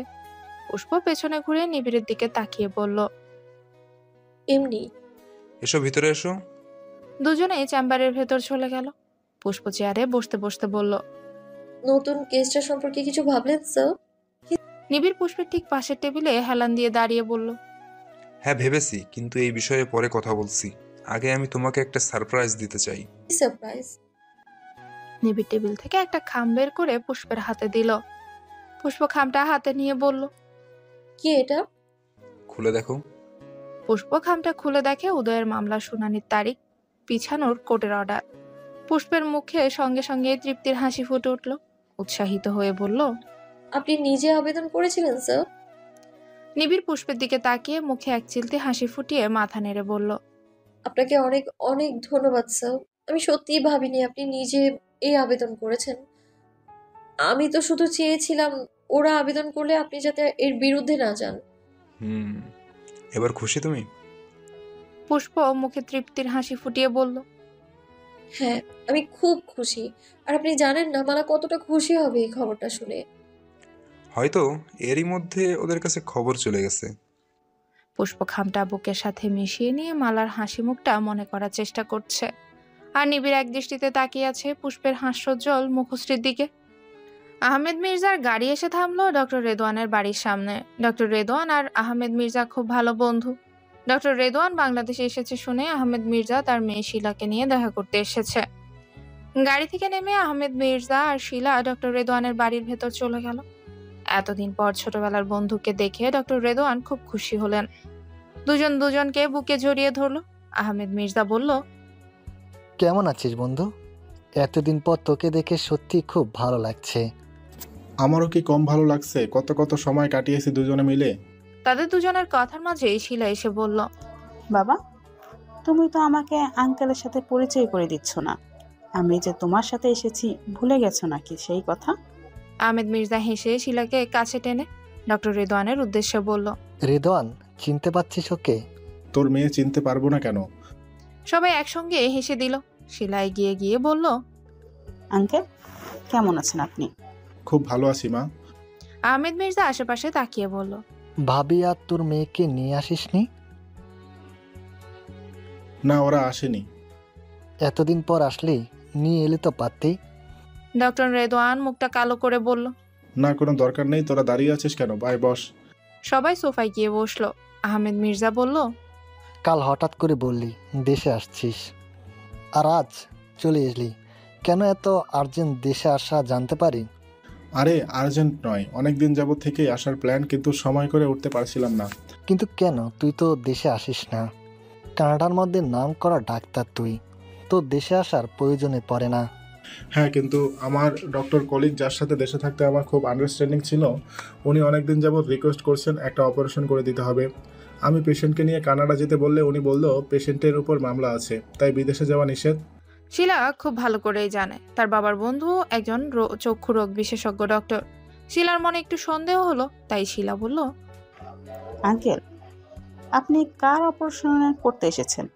আপনার পেশেন্টের নাম কি উদয় চৌধুরী? ডক্টর রেদওয়ান ভ্রু কুচকে বলল, হ্যাঁ, তুমি চিনো ওনাদের? আহমেদ মির্জা দাঁতে দাঁত চেপে বলল, চিনি, আমি আর আমার মেয়ে ওনাদের খুব ভালো করে চিনি। ডক্টর রেদওয়ান বলল, ও তাহলে তো খুব ভালো। তো ওনারা কেমন মানুষ?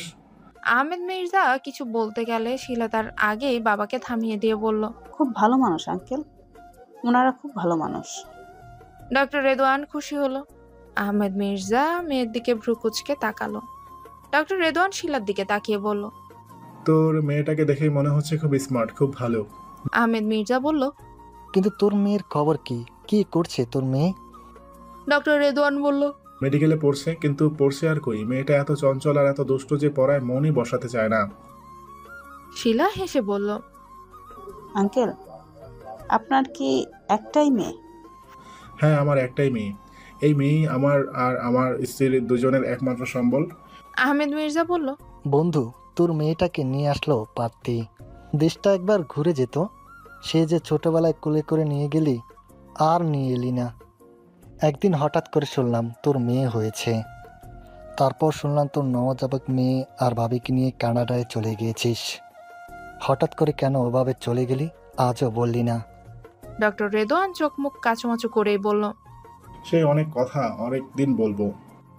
শিলা বলল, কিন্তু আঙ্কেল আমার তো আপনার মেয়েকে দেখতে খুব ইচ্ছে হচ্ছে, আপনার কিন্তু ওকে সত্যি নিয়ে আসা উচিত ছিল। ডক্টর রেদওয়ান বলল, দেখতে ইচ্ছে হলে দেশে আসতে হবে কেন? ওকে দেখতে চাও? দাঁড়াও, ওর একটা ছবি দেখাই তোমাকে। মেয়েটা ছবি তুলতে এত পাগল যে আমার পুরো গ্যালারি ওর ছবি দিয়ে ভর্তি। ডক্টর রেদওয়ান ফোনে তার মেয়ের একটা ছবি বের করে শিলার হাতে দিল। শিলা হাসি মুখে হাতটা বাড়িয়ে ফোনটা হাতে নিল, কিন্তু যখনই ফোনের স্ক্রিনে চোখ রাখলো তার হাসি মুখটা সঙ্গে সঙ্গে বিলীন হয়ে গিয়ে মুখটা চুপসে গেল। এ কাকে দেখছে সে? এটা কি করে হতে পারে? শিলা সঙ্গে সঙ্গে বলে উঠল, আঙ্কেল ওকে, ওর ছবি আপনার কাছে কেন? ডক্টর রেদওয়ান ভ্রু কুচকে বলল, ও আমার মেয়ে শিলা, আমার একমাত্র মেয়ে কানন। হ্যাঁ, কানন? কিন্তু ও তো। আহমেদ মির্জা শিলার হাত থেকে ফোনটা নিয়ে বলল, দেখি। আহমেদ মির্জা ফোনটা হাতে নিয়ে কাননের ছবিটা দেখে বলল, বাহ, তোর মেয়ে তো দেখছি খুব মিষ্টি দেখতে, আর বড় হয়ে গেছে। ডক্টর রেদওয়ান বলল, সত্যিও খুব মিষ্টি দেখতে, গায়ের রংটা একটু শ্যামলা বটে, কিন্তু মুখে যেন একরাশ মায়ার ছড়াছড়ি। আহমেদ মির্জা মেয়ের দিকে তাকিয়ে বলল, কিন্তু শিলা, তুই ওকে দেখে এতটা ঘাবড়ে গেলি কেন? যেন মনে হচ্ছে ভূত দেখেছিস। শিলা মনে মনে বলল, তুমি জানো না বাবা আমি কাকে দেখেছি? ট্রাফিক সিগন্যালের মধ্যেই দাঁড়িয়ে আছে সেলিম চৌধুরীর বা অফিসের গাড়ি। আর্জেন্ট মিটিং ধরার তারা আছে তার, তাই তো এই সময়ের অপচয় হতে বিরক্তিত ছেয়ে গেছে সেলিম চৌধুরীর মুখমণ্ডল। বিরক্তি চাহনিতে স্বচ্ছ ক্লাসের ভেতর থেকে পাশ ফিরে তাকাতেই চোখে পড়ল একজোড়া কপতির উপর। মুহূর্তে যেন তার শরীরের রক্ত মাথায় উঠে গেল। কলেজ শেষে পুলো কর্মীকে নিয়ে বাইকে ঘুরতে বের হয়েছিল। সবসময় তারা এটাই করে, একটু আলাদা সময় কাটাতে শহরের অলিতে গলিতে খুঁজে বেড়ায় একটা সুন্দর জায়গা। আর এই পথ দিয়ে যাওয়ার সময় তারাও ট্রাফিক সিগন্যালে আটকা পড়ে দাঁড়িয়ে গেল। আর তার সাথে সাথে সেলিম চৌধুরীরও চোখে পড়ে গেল। সেলিম চৌধুরী সঙ্গে সঙ্গে গাড়ি থেকে নেমে গেল। পুলকের বাইক থেকে উর্মির হাত ধরে টেনে তাকে নামিয়ে ঠাস করে গালে একটা চড় বসিয়ে দিল।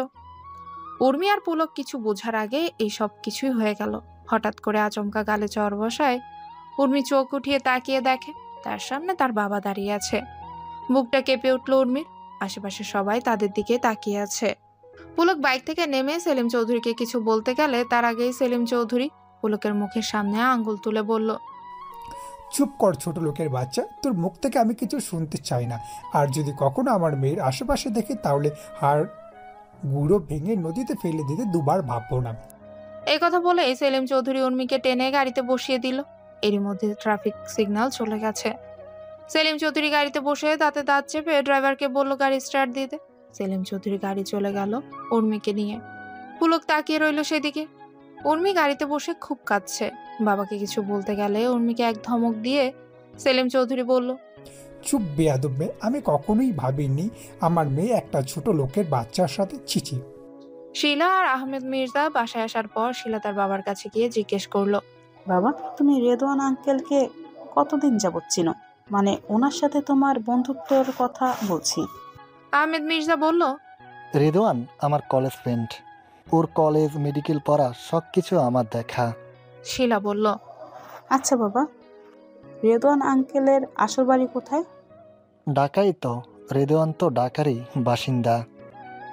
আর ওনার স্ত্রী গ্রামে থাকে কোথায়? আহমেদ মির্জা একটু মনে করে বলল, যতটুকু মনে হচ্ছে ও যে গোলাপ গ্রামে, শ্যামপুর নামে আরেকটা গ্রাম আছে না, এই গ্রামের ঠিকানা হয়তো। শিলা ভ্রু কুচকে বলল, কি গোলাপ গ্রামের শ্যামপুর গ্রাম? শিলা এবার আরো উৎসুক হয়ে বলল, বাবা তুমি বলছিলে রেদওয়ান আঙ্কেল নাকি ওনার মেয়ের জন্ম হওয়ার পরপরই হঠাৎ করে মেয়ে আর স্ত্রীকে নিয়ে বিদেশে চলে গিয়েছিল। কেন চলে গিয়েছিল তুমি কি জানো? না, রেদওয়ান কেন হঠাৎ করে বিদেশে যাওয়ার সিদ্ধান্ত নিল সেটার ব্যাপারে আমি কিছুই জানি না।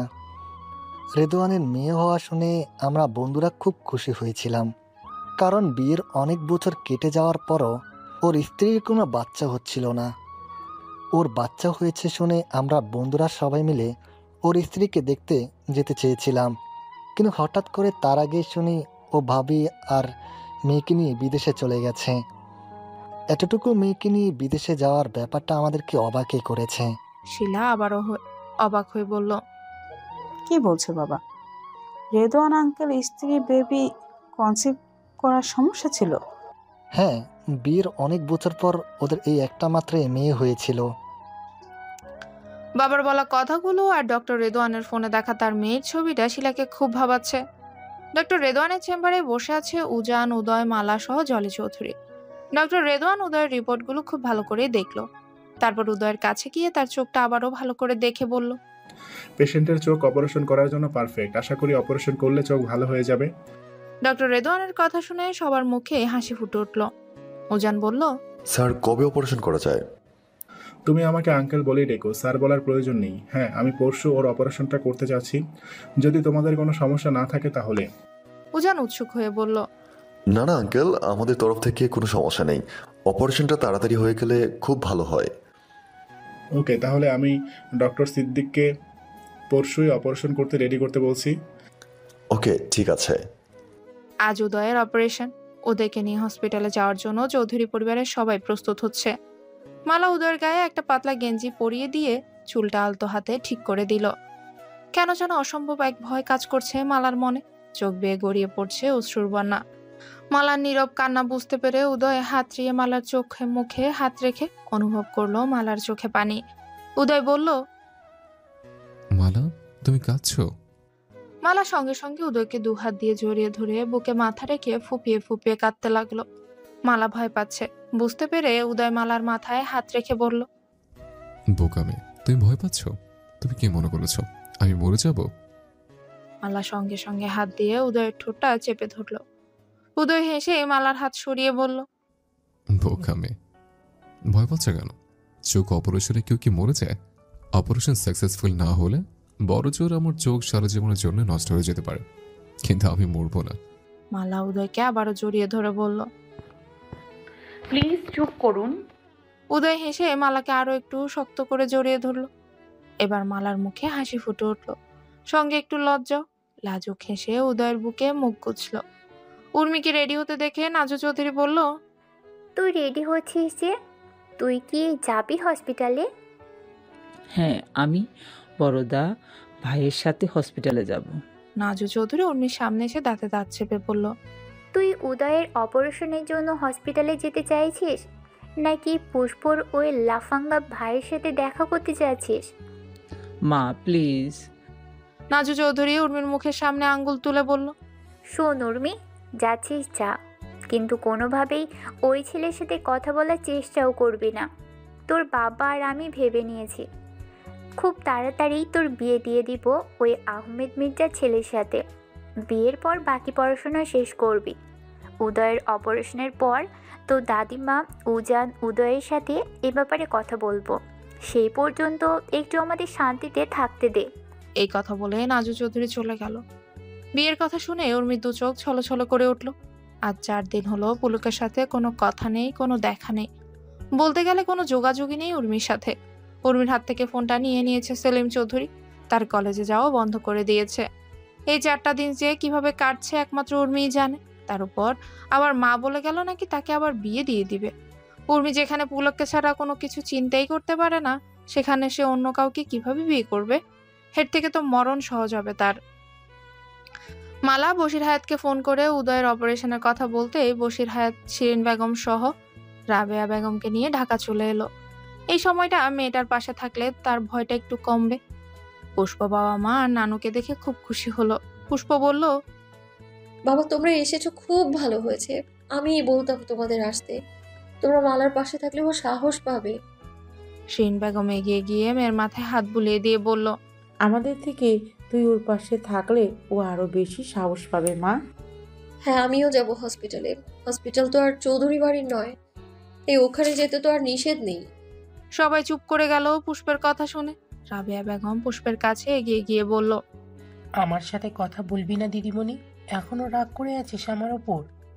পুষ্প রাবেয়া বেগমের দিকে তাকিয়ে রাবেয়া বেগমের হাত ধরে বলল, না নানু, আমি তোমার উপর রাগ করিনি, আর কখনো এসব মনে করবে না। পুষ্প বশির হায়াতের সামনে গিয়ে বলল, বাবা ডিভোর্স পেপার এনেছো? বশির হায়াত শিরিন বেগমের দিকে তাকালো। শিরিন বেগমও বশির হায়াতের দিকে তাকিয়ে আছে। পুষ্প আবারও বলল, কি হয়েছে বাবা, ডিভোর্স পেপার আনোনি? এনেছি। বশির হায়াত তার পাঞ্জাবির পকেট থেকে একটা খাম খুলে পুষ্পের হাতে দিল। পুষ্প খামটা খুলে ডিভোর্স পেপারটা একবার পড়ে নিল। কাগজে তার নামের ঠিক পাশে সেই পুরুষটার নাম দেওয়া আছে। মাত্র কয়েকদিন আগে এমনই একটা কাগজেই দুজনেই পাশাপাশি সই করেছিল, আর এখন এই কাগজেও করতে হবে। পুষ্পের বুকের ভেতর মোচড় দিয়ে উঠছে। পুষ্পের বুকের ভেতর ঝড় শুরু হয়ে গেল। পুষ্প বুঝতে পারছে না এই ঝড় কিসে, অথবা হয়তো বুঝতে চেষ্টা করছে না। বশির হায়াত পুষ্পকে বলল, এখন এটা যত্ন করে রেখে দে মা, এখন এটা ওদের কাছে দেওয়া ঠিক হবে না। ওদের মনের অবস্থা ভালো না, খামটা রেখে আমাদের মালার কাছে হসপিটালে যেতে হবে। পুষ্প কাগজটা ভাঁজ করে আবারও খামে ঢুকাতে ঢুকাতে মাথা নেড়ে বলল, হ্যাঁ বাবা, আমি এটা রেখে আসছি। পুলক পাশে এই বোনের দিকে তাকিয়েছিল, সঙ্গে ডিভোর্স পেপারের দিকে তাকিয়ে দাঁতে দাঁত চেপে ধরলো। বোরখা পরে মুখ ঢেকে হসপিটালে ঢুকলো শিলা। হসপিটালের ভেতরে ঢুকে অপারেশন থিয়েটারের সামনে গিয়ে দেখে উদয়কে অপারেশন থিয়েটারে ঢুকানো হচ্ছে। উজান সহ চৌধুরী পরিবারের সবাই এখানে উপস্থিত। উদয়কে অপারেশন থিয়েটারে ঢুকানোর পর জলি চৌধুরী মুখে আঁচল চেপে কেঁদে ফেলল। ছেলের সামনে কাঁদতে পারেনি সে, শুধু নীরবে চোখের পানি ফেলেছে। এবার মুখে আঁচল চেপে ডুকরে ডুকরে কেঁদে ফেললো জলি চৌধুরী। উজান মাকে বুকে টেনে নিয়ে সান্ত্বনা দিয়ে বলল, মা তুমি শুধু শুধু কাঁদছো কেন? আল্লাহর কাছে দোয়া করো যাতে ভাইয়ার অপারেশনটা সাকসেসফুল হয়। তোমার দোয়া যে এখন ভাইয়ার জন্য খুব জরুরি মা। শিলা মুখটা আবারও ভালো করে ঢেকে তাদের মাঝখান দিয়ে এগিয়ে গেল। বোরখা পরিহিত ছিল বিদায় শিলাকে কেউই চিনতে পারলো না। শিলা পাশে রাখা বেঞ্চে কিছুটা দূরত্ব নিয়ে বসলো। মালাও মুখে আঁচল চেপে ধরে নীরবে চোখের পানি ফেলছে। হঠাৎ করেই সামনে তাকাতেই ঝাপসা চোখে ভাসলো পুষ্প সহ বশির হায়াত, শিরিন বেগম আর রাবেয়া বেগম সহ পুলক দ্রুত পায়ে এগিয়ে আসছে। মালা পুষ্পকে দেখেই দৌড়ে গিয়ে পুষ্পের বুকে ঝাঁপিয়ে পড়ল। সঙ্গে সঙ্গে কেঁদে ফেললো মালা। পুষ্পও তাকে জড়িয়ে ধরে মাথায় হাত বুলিয়ে দিতে দিতে বলল, চুপ কর মালা, শান্ত হ। দেখবি উদয় ভাইয়ার চোখ খুব তাড়াতাড়ি ভালো হয়ে যাবে। এভাবে কাঁদিস না প্লিজ। মালা মুখ তুলে পুষ্পের দিকে তাকিয়ে বলল, তুই সত্যি বলছিস তো পুষ্প? ওনার চোখ সত্যি ভালো হয়ে যাবে তো? হ্যাঁ, ইনশাআল্লাহ। আল্লাহ চাইলে সত্যিই ভালো হয়ে যাবে। উজান মাকে বুকে জড়িয়ে ধরেই তাকিয়ে আছে পুষ্পের দিকে। মালাকে বুকে জড়িয়ে ধরে পুষ্পেরও চোখ পড়লো উজানের উপর। পুষ্প সঙ্গে সঙ্গে চোখ সরিয়ে নিল, কিন্তু উজান তাকিয়ে রইল পুষ্পের দিকে। কেমন আছিস দিদিমণি? ভালো আছি চৌধুরী দাদি। তোকে না বলেছিলাম আমাকে চৌধুরী দাদি বলবি না, আমাকে দাদিমা বলে ডাকবি। আয়শা চৌধুরী পুষ্পের কাছে এগিয়ে গিয়ে বলল। পুষ্প কিছু বলল না, শুধু চুপ করে রইল। ওইদিকে সবার নজর এড়িয়ে উর্মি পুলকের হাত ধরে টেনে সবার চোখের আড়ালে নিয়ে এলো। একটু নীরব জায়গায় গিয়ে পুলককে জড়িয়ে ধরে কেঁদে ফেললো উর্মি। পুলক আশেপাশে তাকিয়ে সঙ্গে সঙ্গে উর্মিকে নিজের কাছ থেকে দূরে সরিয়ে দিয়ে বলল, কি করছো উর্মি? কেউ দেখে ফেললে কি ভাববে? উর্মি পুলকের বুকে কয়েকটা কিল বসিয়ে দিতে দিতে বলল, তুমি কেন এতদিন আমার একটা খবরও নাও না? তুমি কেমন করে থেকেছো এতদিন আমাকে ছাড়া? আমি তো তোমাকে ছাড়া থাকতে পারিনি। তোমাকে তো আমার নিঃশ্বাসে নিঃশ্বাসে মনে হয়েছে। পুলক উর্মির হাত ধরে তাকে থামিয়ে দিয়ে বলল, তোমাকে কে বললো আমি তোমায় খবর নিতে চাইনি? আমি মিনিটে মিনিটে তোমার ফোন ট্রাই করেছি, কিন্তু তোমার ফোন বন্ধ ছিল। কলেজে তোমার বন্ধুদের থেকে খোঁজ নেওয়ার চেষ্টা করেছি, কিন্তু কেউ তোমার কোনো খবর জানতো না। আমি আর কি করতে পারতাম উর্মি, তুমি বলো? উর্মি আবারও পুলককে জড়িয়ে ধরে বলল, সত্যি বলছো? তুমি আমার খোঁজ নিয়েছো? আমি জানতাম তুমি আমার খোঁজ নিবে। আমি তোমাকে ছাড়া বাঁচবো না পুলক। মা বলল আমাকে নাকি বিয়ে দিয়ে দিবে। তুমি কিছু একটা করো পুলক। আমি কখনোই তোমাকে ছাড়া কাউকে বিয়ে করতে পারবো না। পুলক উর্মিকে নিজের বুক থেকে সরিয়ে উর্মির দুগালে হাত রেখে বলল, বিয়ে দিয়ে দিবে মানে? কার সাথে বিয়ে দিবে? আর এখন কেনই বা বিয়ে দিবে? বাবা আমাকে তোমার সাথে দেখে খুব রেগে গেছে, তাই বলেছে আমাকে ওনার বন্ধুর ছেলের সাথে বিয়ে দিয়ে দিবে। এখন কি হবে পুলক? তুমি বলো কি হবে? তুমি যদি ওই ছেলেকে বিয়ে করতে চাও তাহলে করতে পারো। আমি না হয় দূর থেকে তোমাকে ভালোবেসে যাব। আর যদি আমাকে বিয়ে করতে চাও তাহলে আমি যা বলবো তাই করতে হবে। উর্মি পুলককে জড়িয়ে ধরে বলল, তুমি জানো না আমি কি চাই? তুমি বুঝো না আমি কাকে চাই? কেন এসব বলো? শুধু শুধু আমাকে কষ্ট দিচ্ছ। তুমি যা বলবে আমি তাই করব। পুলক উর্মিকে জড়িয়ে ধরে মুচকে হাসলো। প্রায় 4 ঘন্টা পর অপারেশন থিয়েটারের বাতি নিভল। সবাই উৎসুক হয়ে এগিয়ে গেল অপারেশন থিয়েটারের দরজার সামনে। অপেক্ষায় আছে ডক্টরদের বের হওয়ার। ঠিক তখনই হঠাৎ করে পুষ্পের হাত টেনে কেউ তাকে টেনে নিয়ে গেল। পুষ্প হাতে টান পড়তেই তাকিয়ে দেখে একটা বোরখা পরা মেয়ে তার হাত টেনে নিয়ে যাচ্ছে। প্রায় 4 ঘন্টা পর অপারেশন থিয়েটারের বাতি নিভল। সবাই উৎসুক হয়ে এগিয়ে গেল অপারেশন থিয়েটারের দরজার দিকে। অপেক্ষায় আছে ডক্টরদের বের হওয়ার। ঠিক তখনই হঠাৎ পুষ্পের হাতে টান পড়ে। পুষ্প হাতে টান পড়তেই তাকিয়ে দেখে একটা বোরখা পরা মেয়ে তার হাত টেনে নিয়ে যাচ্ছে। পুষ্প তাকে বলল, আশ্চর্য, কে আপনি? আমার হাত ধরে কোথায় নিয়ে যাচ্ছেন? হাত ছাড়ুন আমার। কিন্তু বোরখা পরা মেয়েটা পুষ্পের হাত টেনে দূরে নিয়ে গিয়ে তার হাত ধরে বলল, বোন, আমাকে ভুল বোঝো না। আসলে আমি 105 নাম্বার কেবিন খুঁজে পাচ্ছি না। মেয়েটা পুষ্পের হাতে একটা ওষুধের প্যাকেট ধরিয়ে দিয়ে বলল, এই ওষুধটা তাড়াতাড়ি 105 নাম্বার কেবিনে পৌঁছে দিতে হবে। সেখানে আমার বাচ্চা মরণের সাথে লড়াই করছে। পুষ্প বলল, আমি। পুষ্পকে থামিয়ে দিয়ে মেয়েটা তার হাত ধরে বলল, প্লিজ বোন, এতগুলো মানুষের মধ্যে আমার মনে হলো তুমি আমার সাহায্য করতে পারবে। তুমি না করো না বোন। পুষ্প আর না করতে পারলো না। পুষ্প বলল, ঠিক আছে চলুন। মেয়েটা বলল, না, তোমাকে একাই যেতে হবে। আমার আরো কিছু ওষুধ কিনতে হবে। এই ওষুধটা খুব জরুরি, তাই তোমাকে দিয়ে পাঠাচ্ছি। আমি ওই ওষুধগুলো কিনে নিয়ে আসছি। আপনি না বললেন আপনি কেবিন খুঁজে পাচ্ছেন না? পরে খুঁজে পাবেন তো? পরে আমি খুঁজে বের করে নিব। তুমি এখন শুধু এই ওষুধটা 105 নম্বর কেবিনে পৌঁছে দিয়ে আসো। পুষ্প আর কিচ্ছু না বলে ওষুধের প্যাকেটটা নিয়ে চলে গেল। পুষ্প যাওয়ার পর বোরখা পরিধান করা শিলা মির্জা শয়তানি হাসি দিল। শিলা কোনো মতেই চাইছিল না যে সে সবটা জানার আগে ডক্টর রেদওয়ান জাহাঙ্গীর পুষ্পকে দেখুক। তাই তো ডক্টর রেদওয়ান অপারেশন থিয়েটার থেকে বের হওয়ার আগে শিলা পুষ্পকে সরিয়ে দিল। ওইদিকে ডক্টর রেদওয়ান, ডক্টর সিদ্দিকী সহ আরো কয়েকজন ডক্টর অপারেশন থিয়েটার থেকে বের হয়ে এলো। ডক্টর রেদওয়ান মুখের মাস্ক খুলে মুখে হাসি ফুটিয়ে বলল, চিন্তার কোনো কারণ নেই, অপারেশন সাকসেসফুল। সঙ্গে সঙ্গে সবাই আলহামদুলিল্লাহ বলে উঠল। হাসি ফুটে উঠল সকালের মুখে। উজান বলল, ভাইয়া কেমন আছে ডক্টর? ভাইয়ার জ্ঞান কখন ফিরবে? জ্ঞান ফিরতে সময় লাগবে উজান। জলি চৌধুরী উৎসুক হয়ে বলল, আমার ছেলের চোখ ভালো হয়ে যাবে তো ডাক্তার? ও আবার আগের মতো সবকিছু দেখতে পাবে তো? আমাদের অপারেশন সাকসেসফুল হয়েছে আপা। এখন 3 দিন পর চোখের ব্যান্ডেজ খোলার পরই সেটা বোঝা যাবে। আশা করি আল্লাহ আমাদের সহায় হবেন। সবাই একসঙ্গে বলে উঠল, ইনশাআল্লাহ। ওইদিকে শিরিন বেগম অবাক হয়ে তাকিয়ে আছে ডক্টর রেদওয়ানের দিকে। রাবেয়া বেগমও মুখে আঁচল চেপে ভয়ার্ত মুখে একবার শিরিন বেগমের দিকে, আরেকবার ডক্টর রেদওয়ানের দিকে তাকাচ্ছে। এবার ডক্টর রেদওয়ানের যখন পেছনে দাঁড়িয়ে থাকা শিরিন বেগমের দিকে চোখ পড়ল, তখনই সঙ্গে সঙ্গে হাসি মুখটা চুপসে গেল তার। ভয়ার্ত মুখে শুকনো ঢোক গিলে মুখের মাস্ক পরে চেম্বারের দিকে হাঁটা ধরল। শিরিন বেগম এগিয়ে গিয়ে ডক্টর রেদওয়ানকে পিছু ডেকে বলল, রেদওয়ান ভাই। ডক্টর রেদওয়ান দাঁড়িয়ে গেল। পেছনে ফিরে সামনাসামনি দাঁড়ালো শিরিন বেগম। শিরিন হাসি মুখে বলল, রেদওয়ান ভাই, আমি শিরিন, পারভিনের বান্ধবী। আপনি আমাকে চিনতে পারছেন না? ডক্টর রেদওয়ান শুকনো ঢোক গিলে মুখে জোরপূর্বক হাসি ফুটিয়ে বলল, ও শিরিন, তুমি? আসলে আমি তোমাকে চিনতেই পারিনি। এতদিন পর দেখা, কেমন আছো তুমি? শিরিন বেগম হেসেই বলল, হ্যাঁ, আমি ভালো আছি। পারভিন কেমন আছে? ও এখন কোথায়? ডক্টর রেদওয়ান আমতা আমতা করে বলল, হ্যাঁ আছে তো, ও এখন কানাডা আছে। শুনেছিলাম ওর নাকি মেয়ে হয়েছিল, কেমন আছে? ঠিক তখনই রাবেয়া বেগম এসে থামিয়ে দিল শিরিন বেগমকে আর বলল, শিরিন, কি হয়েছে? মা, তুমি রেদওয়ান ভাইকে চিনতে পারোনি? আমার ছোটবেলার বান্ধবী পারভিনের স্বামী রেদওয়ান ভাই। তুমি তো ওনাকে ভালো করে চিনতে। রাবেয়া বেগম রেদওয়ানের দিকে তাকিয়ে মুখে জোরপূর্বক হাসি ফুটিয়ে বলল, কেমন আছো বাবা? জি খালাম্মা, ভালো আছি।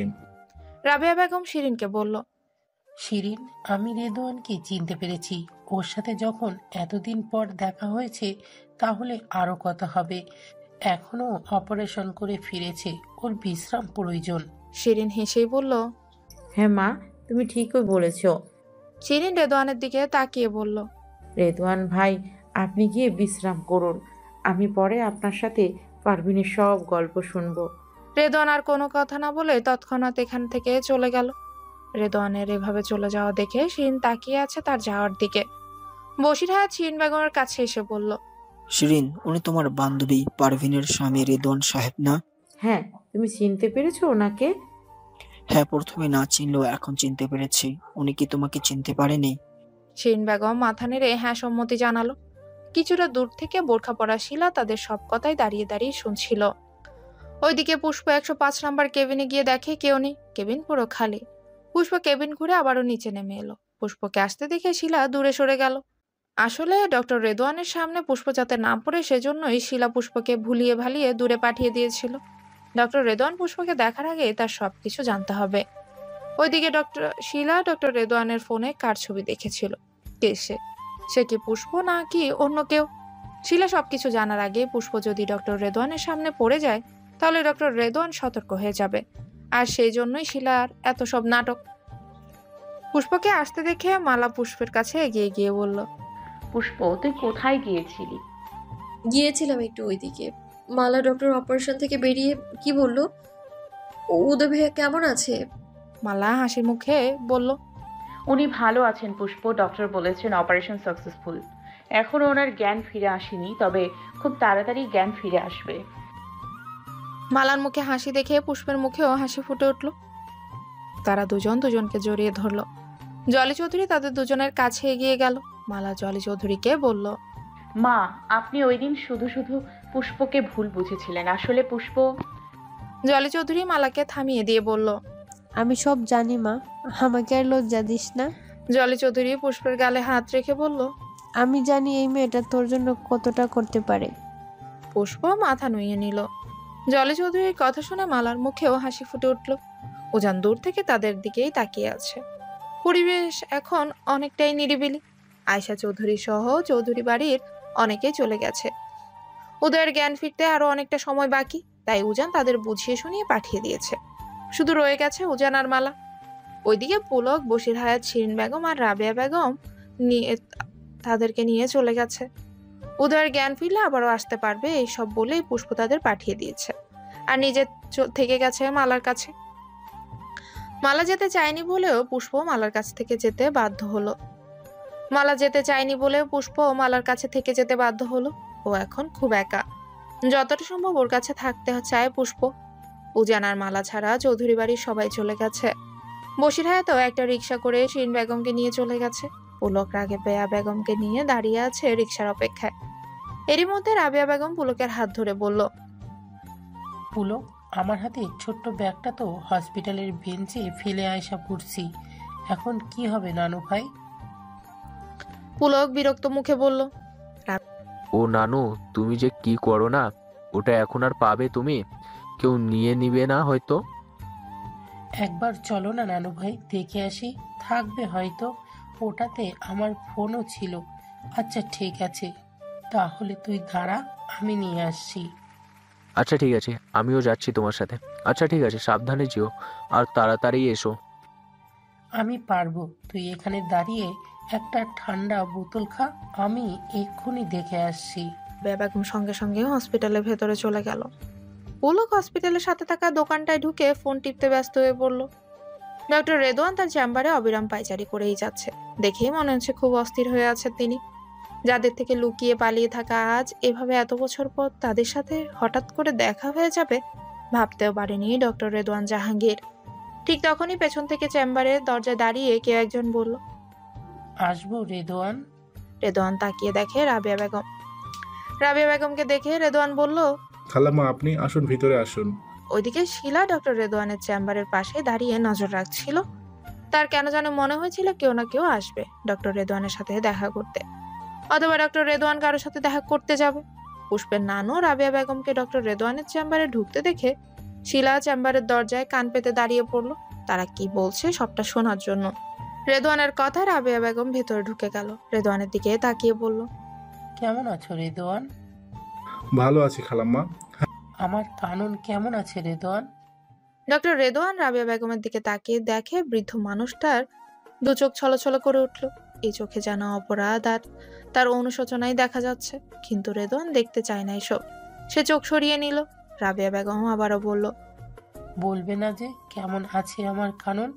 ওর নাম কি তুমি কানন রাখোনি? রেদওয়ান এবার মাথা নেড়ে বলল, হ্যাঁ খালাম্মা, ওর নাম আমি কাননই রেখেছি, আর ভালো আছে কানন। আর তার সঙ্গে যে সে আমাদেরও ভালো থাকার কারণ। ওকে ছাড়া যে আমরা ভালো থাকতে পারি না খালাম্মা, ওই যে আমাদের একমাত্র বেঁচে থাকার আশা। আমি জানি, আমি বুঝতে পারছি, কিন্তু জানো তো রেদওয়ান, কাননকে তোমার হাতে তুলে দেওয়ার পর ভিতরে ভিতরে আমি আমার মেয়ে আর মেয়ে জামাইয়ের কাছে কতটা অপরাধী হয়ে গেছি। ডক্টর রেদওয়ান রাবেয়াকে থামিয়ে দিয়ে বলল, খালাম্মা, কেন এসব বলছেন? কেন এসব পুরনো কথা তুলছেন? কারণ আমার মেয়ে, আমার আর পারভিনের মেয়ে, আমাদের একমাত্র আশার আলো, আমাদের ফুলের বাগান। ফুলের নাম করতে রেদওয়ানের মনে পড়ে গেল পুষ্পের কথা। রেদওয়ান বলল, পুষ্পা? হ্যাঁ, পুষ্পই বলেছিলেন একজনের নাম রাখবেন, আর আমাকে বলেছিলেন যাকে আমি নিয়ে যাচ্ছি তার নাম যেন কানন রাখি, পুষ্প কানন। কেমন আছে বশির আর শিরিনের মেয়ে পুষ্প? ভালো নেই আমার পুষ্প, পদে পদে তাকে অপমান হতে হয়েছে তার গায়ের রঙের জন্য। ঠিক এই ভয়টাই তো পেতাম আমি সব সময়। শিরিনকে নিয়ে তার গায়ের রঙের জন্য কত কত অপমান সহ্য করেছিল লোকজনের কাছ থেকে। আল্লাহর দয়ায় একদিন বশির এলো আমার শিরিনের জীবনে। ডক্টর বলল শিরিনের পেটেই দুটো যমজ মেয়ে সন্তান। কতই না খুশি হয়েছিল আমার শিরিন আর বশির। ফুটফুটেই দুটো যমজ কন্যা সন্তান হবে তাদের, নামও রেখে ফেলেছিল দুজনে মিলে। কিন্তু যখন দুই কন্যা দুনিয়ায় এলো তাদের দেখে ভয় ঢুকে গেল আমার মনে, কারণ তারা আমার শিরিনের মতো গায়ের রং পেয়েছিল। শিরিনকে নিয়ে যে যন্ত্রণা সহ্য করেছি তার চোখের সামনে ভেসে উঠল আমার। তখন রাগে দুঃখে মনে হয়েছিল দুটো মেয়েকেই গলা টিপে মেরে ফেলি। আমি যে যন্ত্রণা সহ্য করেছি আমার একটা মেয়েকে নিয়ে, আমার শিরিন তার দুটো মেয়েকে নিয়ে কেমন করে সেই যন্ত্রণা সহ্য করবে? মানুষের কটু কথার পাগল করে দিবে আমার শিরিনকে। কিন্তু তারপরও মনে হলো না, দুজন নয় একজন। আর তখনই ফোন করি তোমায়। ডক্টর রেদওয়ানের চোখেও পানি ফেলে দিয়ে বলল, হ্যাঁ, আপনার ফোন পেয়ে ছুটে আসি আমি আর পারভিন। আপনার কাছ থেকে সদ্য জন্ম হওয়া বাচ্চাটাকে কোলে নিয়ে পারভিনের মুখে এক তৃপ্তির হাসি ফুটে উঠেছিল। এই হাসি আমি আর কখনো পারভিনের মুখে দেখিনি। সঙ্গে সঙ্গে ভেবে ফেলি যত তাড়াতাড়ি সম্ভব পারভিন আর এই বাচ্চাটাকে নিয়ে দূরে কোথাও চলে যেতে হবে, শিরিন আর বশিরের ধরাছোঁয়ার বাইরে। আমি আমাদের বিয়ের এত বছরও বাবা ডাক শুনিনি, আর পারভিনও শুনিনি কখনো মা ডাক। আমরা কোনোভাবেই এই ডাক শোনার লোভ সামলাতে পারবো না ভাই। আমরা কোনোভাবে এই ডাক শোনার লোভ সামলাতে পারবো না, তাই 5 দিনের ভিতর কাউকে কিছু না জানিয়ে বিদেশ চলে গিয়েছিলাম। হ্যাঁ, আমি বলেছিলাম তোমাদের ওকে নিয়ে দূরে চলে যেতে।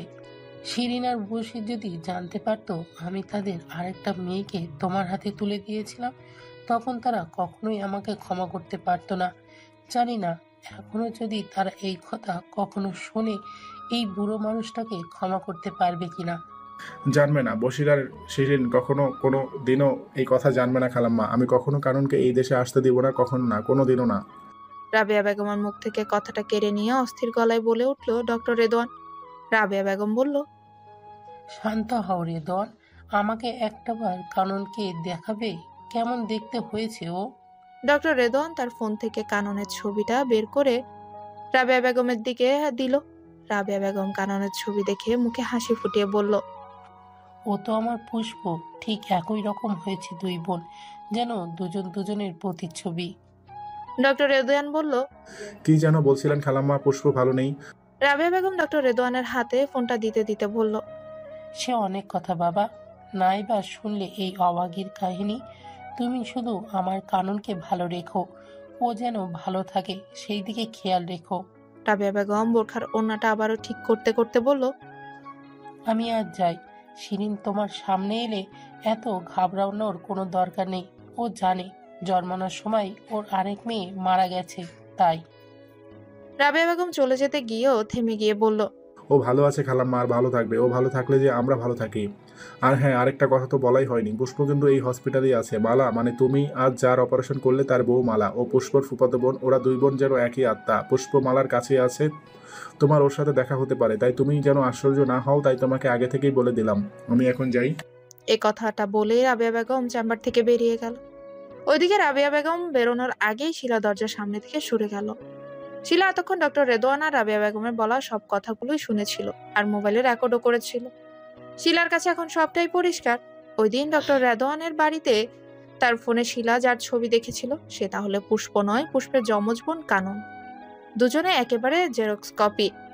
মালা পুষ্পের কাঁধে মাথা ফেলে বসে আছে। পুষ্প বলল, মালা, উদয় ভাইয়া তোকে ভালোবাসে তো? ওনার প্রথম প্রেমের জন্য তোকে অবহেলা করে না তো? মালা শুকনো ঢোক গিলে পুষ্পের কাঁধ থেকে মাথা তুলে মুখে জোরপূর্বক হাসি ফুটিয়ে বলল, হ্যাঁ হ্যাঁ পুষ্প, উনি আমাকে খুব ভালোবাসে। আর ওনার প্রথম প্রেম তো সেই কবেই হারিয়ে গেছে, ওনার সেটা মনেই নেই। উনি এখন শুধু আমাকেই খোঁজে, শুধু আমাকেই ভালোবাসে। মালার কথা শুনে পুষ্প খুব বেশি খুশি হলো। খুব হালকা লাগছে মনটা। মালাকে নিয়ে এতদিন দুশ্চিন্তা অনেকটাই দূর হলো। উদয় অন্ধ জেনেও মালা সে অন্ধ ছেলেকে বিয়ে করেছে। তার উপর উদয় অন্য একজনকে ভালোবাসতো। তার এই খুনের দায়ে উদয় আজ খুনের আসামি। এসব নিয়ে পুষ্প খুব দুশ্চিন্তায় থাকতো। এসব কিছুর জন্য নিজেকে অপরাধী মনে হতো। কিন্তু আজ উদয়ের অপারেশন হয়েছে। আল্লাহর দয়ায় আশা করা যায় তার চোখ ভালো হয়ে যাবে। আর এখন মালা বলল উদয় তাকে খুব ভালোবাসে। এইসব কিছুতেই পুষ্পের মন আজ অনেকটাই হালকা লাগছে। এখন শুধু একটাই কাজ, খুব তাড়াতাড়ি সব প্রমাণ জোগাড় করে উদয়কে নির্দোষ প্রমাণিত করা। কিন্তু কিভাবে করবে সে? নিজেকেই নিজে প্রশ্ন করলো পুষ্প। হ্যাঁ, উদয় ভাইয়াকে নির্দোষ প্রমাণ করতে হলে নিবিড় স্যারের সাথে থেকে সবসময় চোখ কান খোলা রাখতে হবে। এই কেস সম্পর্কে প্রথম থেকে আবার পর্যবেক্ষণ করতে হবে, সবকিছু প্রথম থেকে জানতে হবে। কিন্তু আমি একা এই কাজটা পারবো না। মনে মনে এইসবই ভাবলো পুষ্প।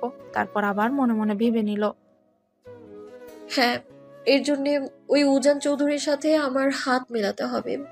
হোক ওনাকে আমি খুব তাড়াতাড়ি ডিভোর্স দেব, কিন্তু তার আগে মালাকে আমি সম্পূর্ণভাবে সুখী দেখতে চাই। ওকে অসুখী রেখে আমি নিজেকে নিয়ে ভাবতে পারবো না। আর সেই জন্য ওই উজান চৌধুরীর সাথে হাত মেলাতে হলে সেটাই করব আমি। তার এই ভাবনার মাঝে তার ধ্যান ভাঙলো উজানের ডাকে। উজান পুষ্প আর মালার সামনে থেকে মালাকে বলল, ভাবি, ভাইয়ার জ্ঞান ফিরেছে?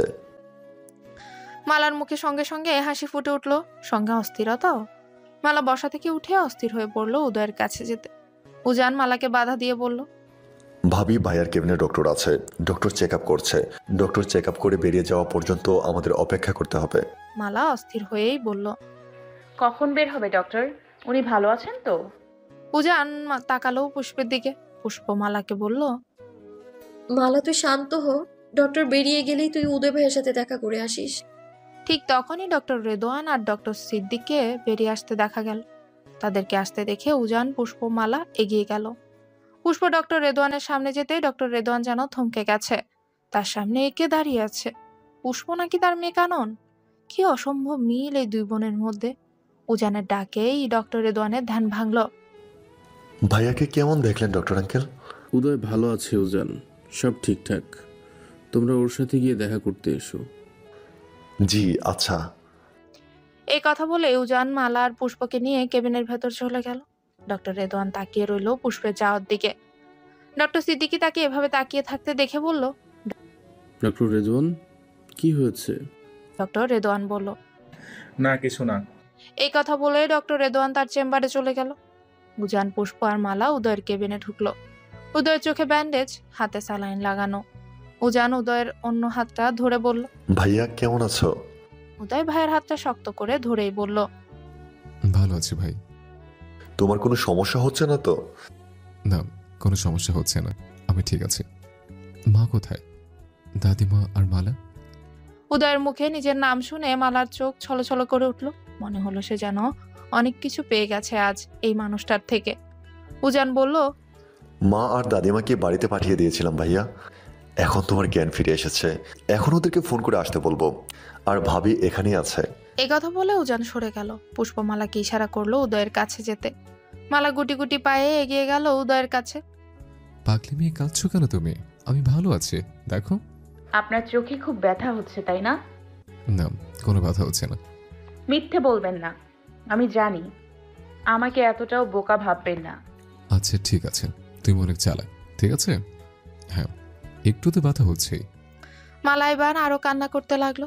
উদয়ের হাতটা শক্ত করে ধরে বলল, আপনার এই ব্যথা আল্লাহ আমাকে কেন দিচ্ছে জানি না। আমি সহ্য করতে পারছি না আপনার কষ্ট। উদয় মালার হাতটা শক্ত করে ধরে বলল, এই যে এই কষ্ট যে আমার সহ্য করতে হবে মালা। আমি যে চোখে আলো ফিরে পেতে চাই, আর সে আলোয় তোমাকে দু চোখ ভরে দেখতে চাই। মালা মুখ তুলে তাকালো উদয়ের দিকে। কি বললো উদয়? উদয় তাকে দু চোখ ভরে দেখতে চায়? তার ভাগ্য বুঝি এই সুখ থাকবে? তার স্বামী তাকে দু চোখ ভরে দেখবে? মালার মুখে হাসি ফুটে উঠল। উদয় ব্যথা পাচ্ছে ভেবে তার যে কষ্ট হচ্ছিল, এখন সেই কষ্ট দূর হয়ে গেল উদয়ের এই একটা কথায়। ওইদিকে পুষ্প কেবিন থেকে বাইরে বেরিয়ে এলে উজান তাকে পেছন থেকে ডাকলো, পুষ্প দাঁড়াও প্লিজ। পুষ্প দাঁড়িয়ে গেল। উজান তার হাত ধরে তাকে টানতে টানতে নিয়ে গেল। তার হাত ধরে এভাবে টানে নিয়ে যেতে দেখে পুষ্প বিরক্ত হয়ে বলল, আরে আশ্চর্য, আমার হাত ছাড়ুন।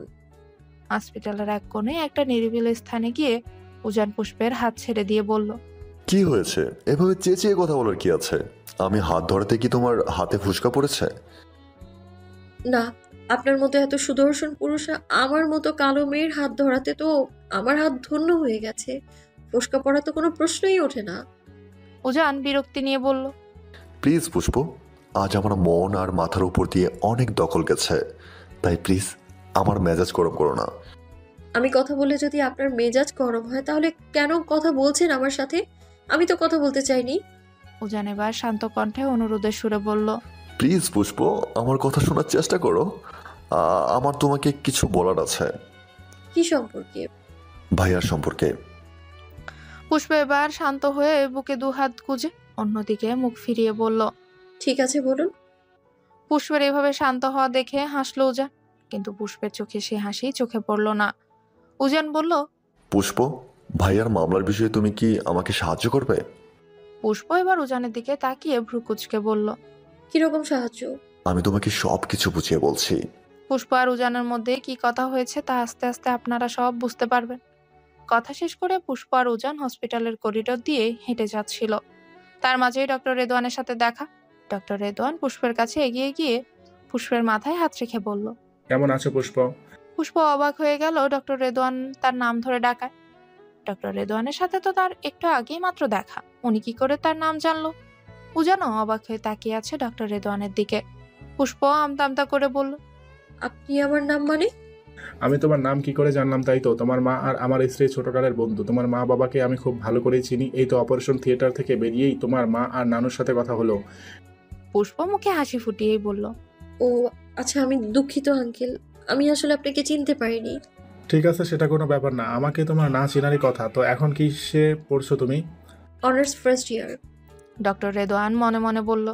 আমার কারণও তো অনার্স ফার্স্ট ইয়ারে পড়ছে। ঠিক ডক্টর রেদওয়ান পুষ্পের মাথায় হাত রেখেই বলল, আছে মা, খুব ভালো করে পড়াশোনা করবে, আবার দেখা হবে। এই কথা বলেই ডক্টর রেদওয়ান চলে গেল। ঠিক তখনই পুষ্পের ফোনে রিং বেজে ওঠে। পুষ্প হাতে ফোনটা চোখের সামনে আনতেই দেখে নিবিড়ের কল। যেহেতু উজান পুষ্পের পাশে দাঁড়িয়ে ছিল, তাই তার চোখেও পুষ্পের ফোনে নিবিড় স্যার লেখাটা এড়ালো না চোখ থেকে। পুষ্পের ফোনে নামটা চোখে পড়তে বুকটা মোচড় দিয়ে উঠলো উজানের। পুষ্প ফোনটা রিসিভ করে সামনে এগিয়ে গেল। উজান ওখানেই দাঁড়িয়ে থাকলো আর পুষ্পের যাওয়ার দিকে তাকিয়ে রইল।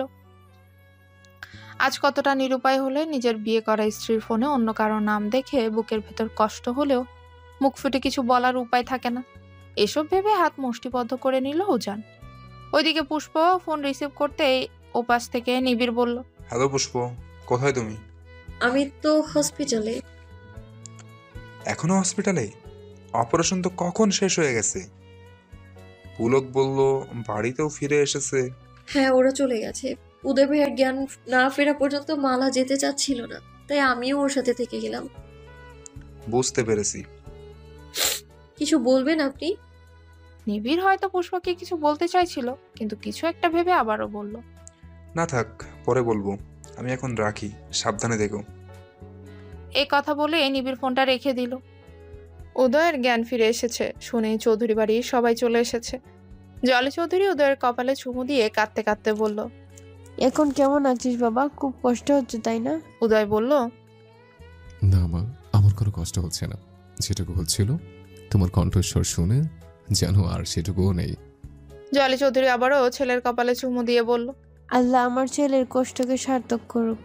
আমার ছেলে যেন আবারও দুই চোখে আলো ফিরে দেখতে পায়, সেই দোয়াই করছি। কেবিনে থাকা সবাই একসঙ্গে আমিন বলে উঠল। উদয়কে দেখে শিরিন বেগম আর বশির হায়াত কেবিন থেকে বেরিয়ে আসতে দেখা হলো ডক্টর রেদওয়ানের সাথে। ডক্টর রেদওয়ান ভয় পেতে না চাইলেও কেমন যেন ভয় লাগছে মনের ভেতর। শুকনো ঢোক গিল ডক্টর রেদওয়ান। বশির হায়াত মুখে হাসি ফুটিয়ে বলল, ডক্টর রেদওয়ান মুখে জোরপূর্বক হাসি ফুটিয়ে বলল, ডক্টর সাহেব আমাকে চিনতে পারছেন? ডক্টর রেদওয়ান আর বশির একসঙ্গে হেসে উঠল। শিরিনও হাসলো তাদের সাথে। ডক্টর রেদওয়ান বলল, কি বলছেন বশির ভাই? চিনতে পারবো না কেন? আর আপনি আমাকে ডক্টর সাহেব বলছেন কেন? ভুলে যাবেন না আপনিও একজন হেডমাস্টার। তাহলে কিন্তু আমিও আপনাকে মাস্টার মশাই বলে রাখবো। ডক্টর রেদওয়ান আর বশির একসঙ্গে হেসে উঠল। শিরিনও হাসলো তাদের সাথে। ডক্টর রেদওয়ান বলল, চলুন চেম্বারে গিয়ে বসি। ডক্টর রেদওয়ান সহ বশির হায়াত আর শিরিন বেগম এগিয়ে গেল চেম্বার থেকে।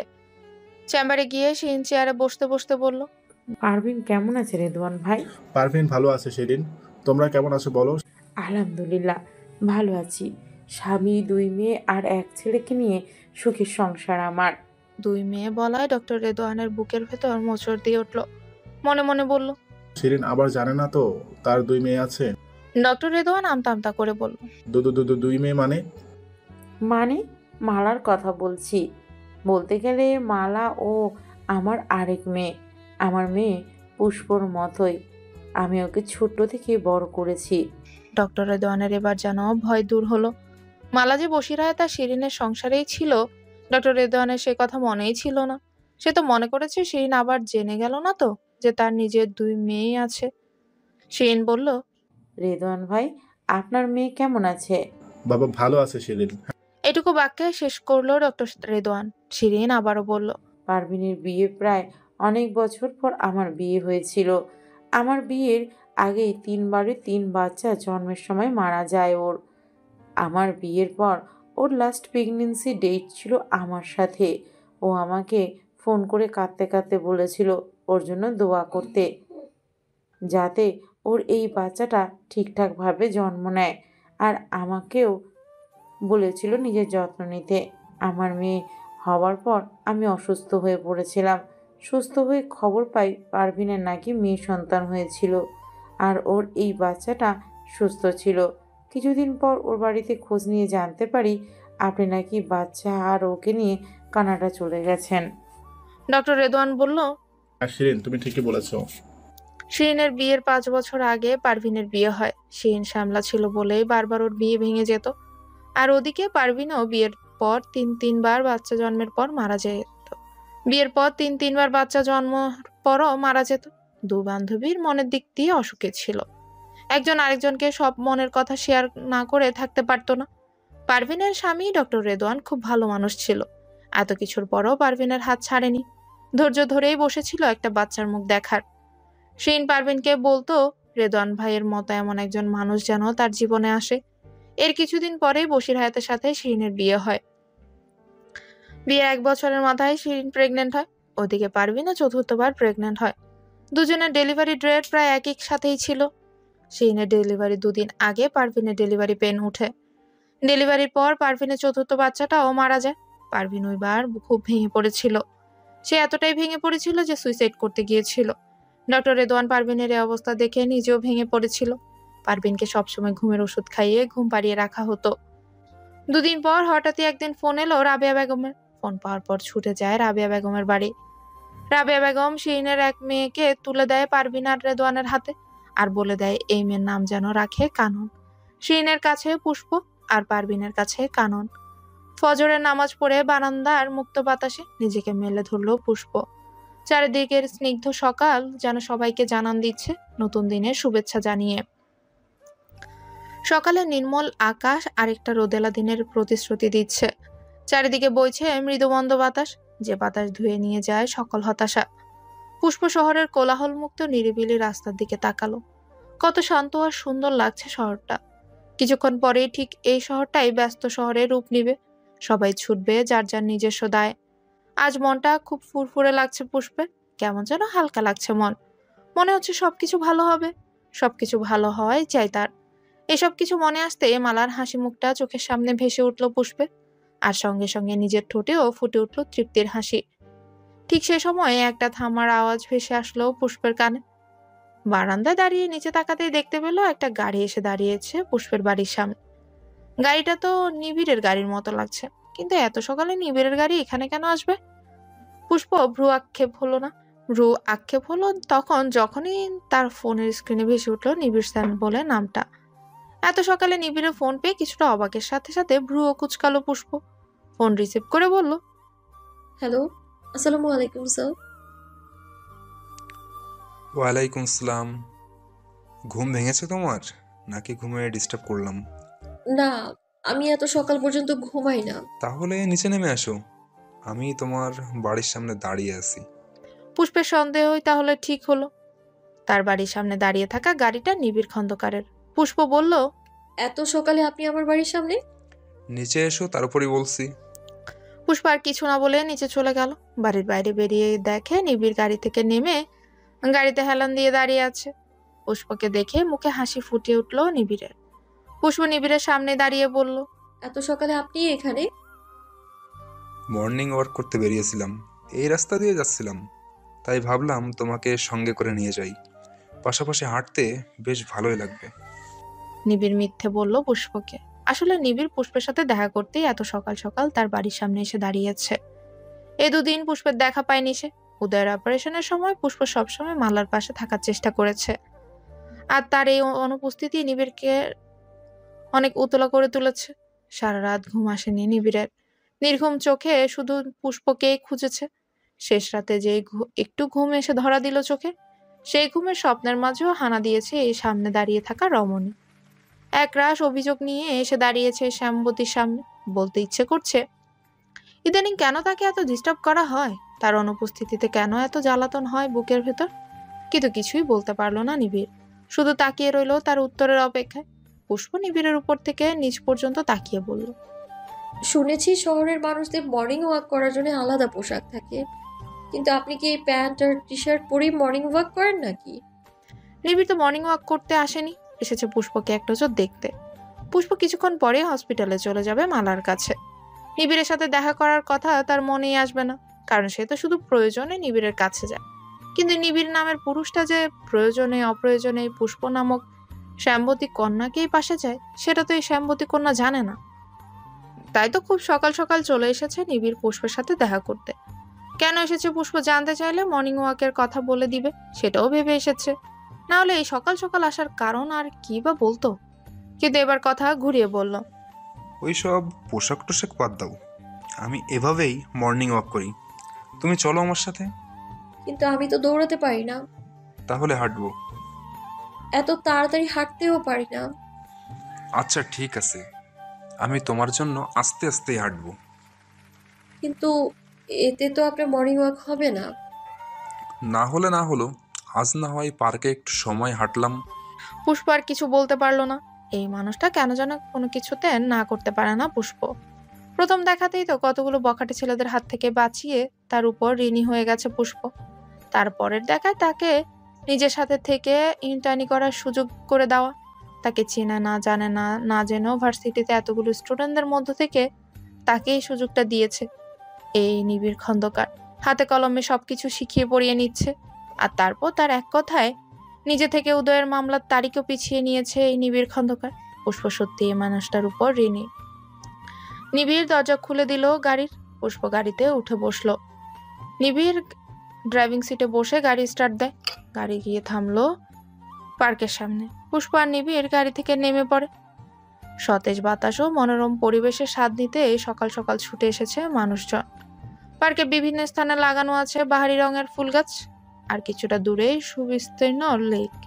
খুব সুন্দর একটা পরিবেশ চারপাশে। পার্কের রাস্তা দিয়ে পাশাপাশি হাঁটছে পুষ্প আর নিবিড়, দুজনেই চুপচাপ।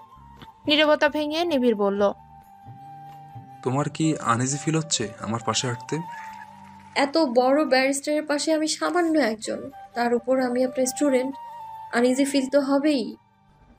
উচ্চ স্বরে হাসলো নিবিড়, তারপর বলল, মনে হচ্ছিল তুমি আনইজি ফিল করছো, কিন্তু তার যে এতগুলো কারণ তা বুঝতে পারিনি। কোনো পার্কের মধ্যে কি টিচার স্টুডেন্ট আসতে পারে না? আসতে পারে বুঝি, জানি না। আচ্ছা ঠিক আছে, তুমি তাহলে আজ থেকে আমাকে শুধুমাত্র বন্ধুই ভাববে, এর থেকে বেশি কিছু ভাবার দরকার নেই। পুষ্প কিছুটা অবাক হয়ে বলল, আপনি বন্ধু? কেন, আমার বয়সটা কি বেশি বেড়ে গেছে? দাদু হওয়ার বয়স চলে এসেছে? ঠোঁট টিপে হাসলো পুষ্প, তারপর বলল, সেটা বলিনি, আসলে সত্যি বলতে আপনাকে কিছুটা ভয় পাই আমি, তাই বন্ধু। পুষ্পের কথা শুনে থেমে গেল নিবিড়। হঠাৎ করে হাঁটা থামিয়ে দেওয়ায় পুষ্প থেমে গিয়ে তাকালো নিবিড়ের দিকে। নিবিড় বলল, একটা আয়না আছে তোমার কাছে? পুষ্প অবাক হয়ে গেল। এই পার্কের মধ্যে ওনার আয়না কি প্রয়োজন? পুষ্প মাথা নেড়ে বলল, না, কিন্তু কেন? না মানে চেহারাটা একবার দেখতাম আর কি।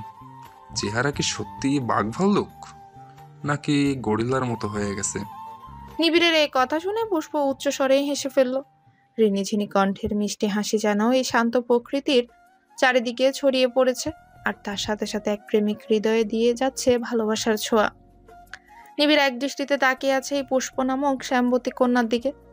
সত্যি নামের মতোই যেন সদ্য ফুটে ওঠা এক ফুল। কিন্তু কোন ফুল? এ কেমন যেন এ যেমন তেমন ফুল নয়, এ যেন সদ্য ফুটে ওঠা এক কালো গোলাপ, যে গোলাপের সৌন্দর্য কোনো পুরুষ বুঝতে না পারলেও বুঝতে পারে শুধু প্রেমিক পুরুষ। আর সেই প্রেমিক পুরুষের হৃদয়ে এই কালো গোলাপ মুহূর্তের মধ্যেই ফুটাতে পারে তার ভালোবাসার লাল গোলাপ। নিবিড়ের এভাবে তাকিয়ে থাকা দেখে পুষ্প তার ঋণিঝিনি কণ্ঠের হাসি থামিয়ে দিল। নিবিড় আবার মুখে এক চিলতে হাসি ফুটিয়ে অস্পষ্ট স্বরে বলল, অসম্ভব সুন্দর। নিবিড়ের এই অস্পষ্ট স্বরে বলা কথাটা পুষ্প শুনতে না পেলেও নিবিড়ের কথা বলে যেন তৃপ্তি পেল। ওইদিকে মর্নিং ওয়াক করতে আসা শিলার চোখে পড়ল নিবিড় আর পুষ্পের উপর। দূর থেকে পুষ্প আর নিবিড়কে একসঙ্গে দেখে শিলা তার মোবাইলে একটা ছবি তুলে নিল।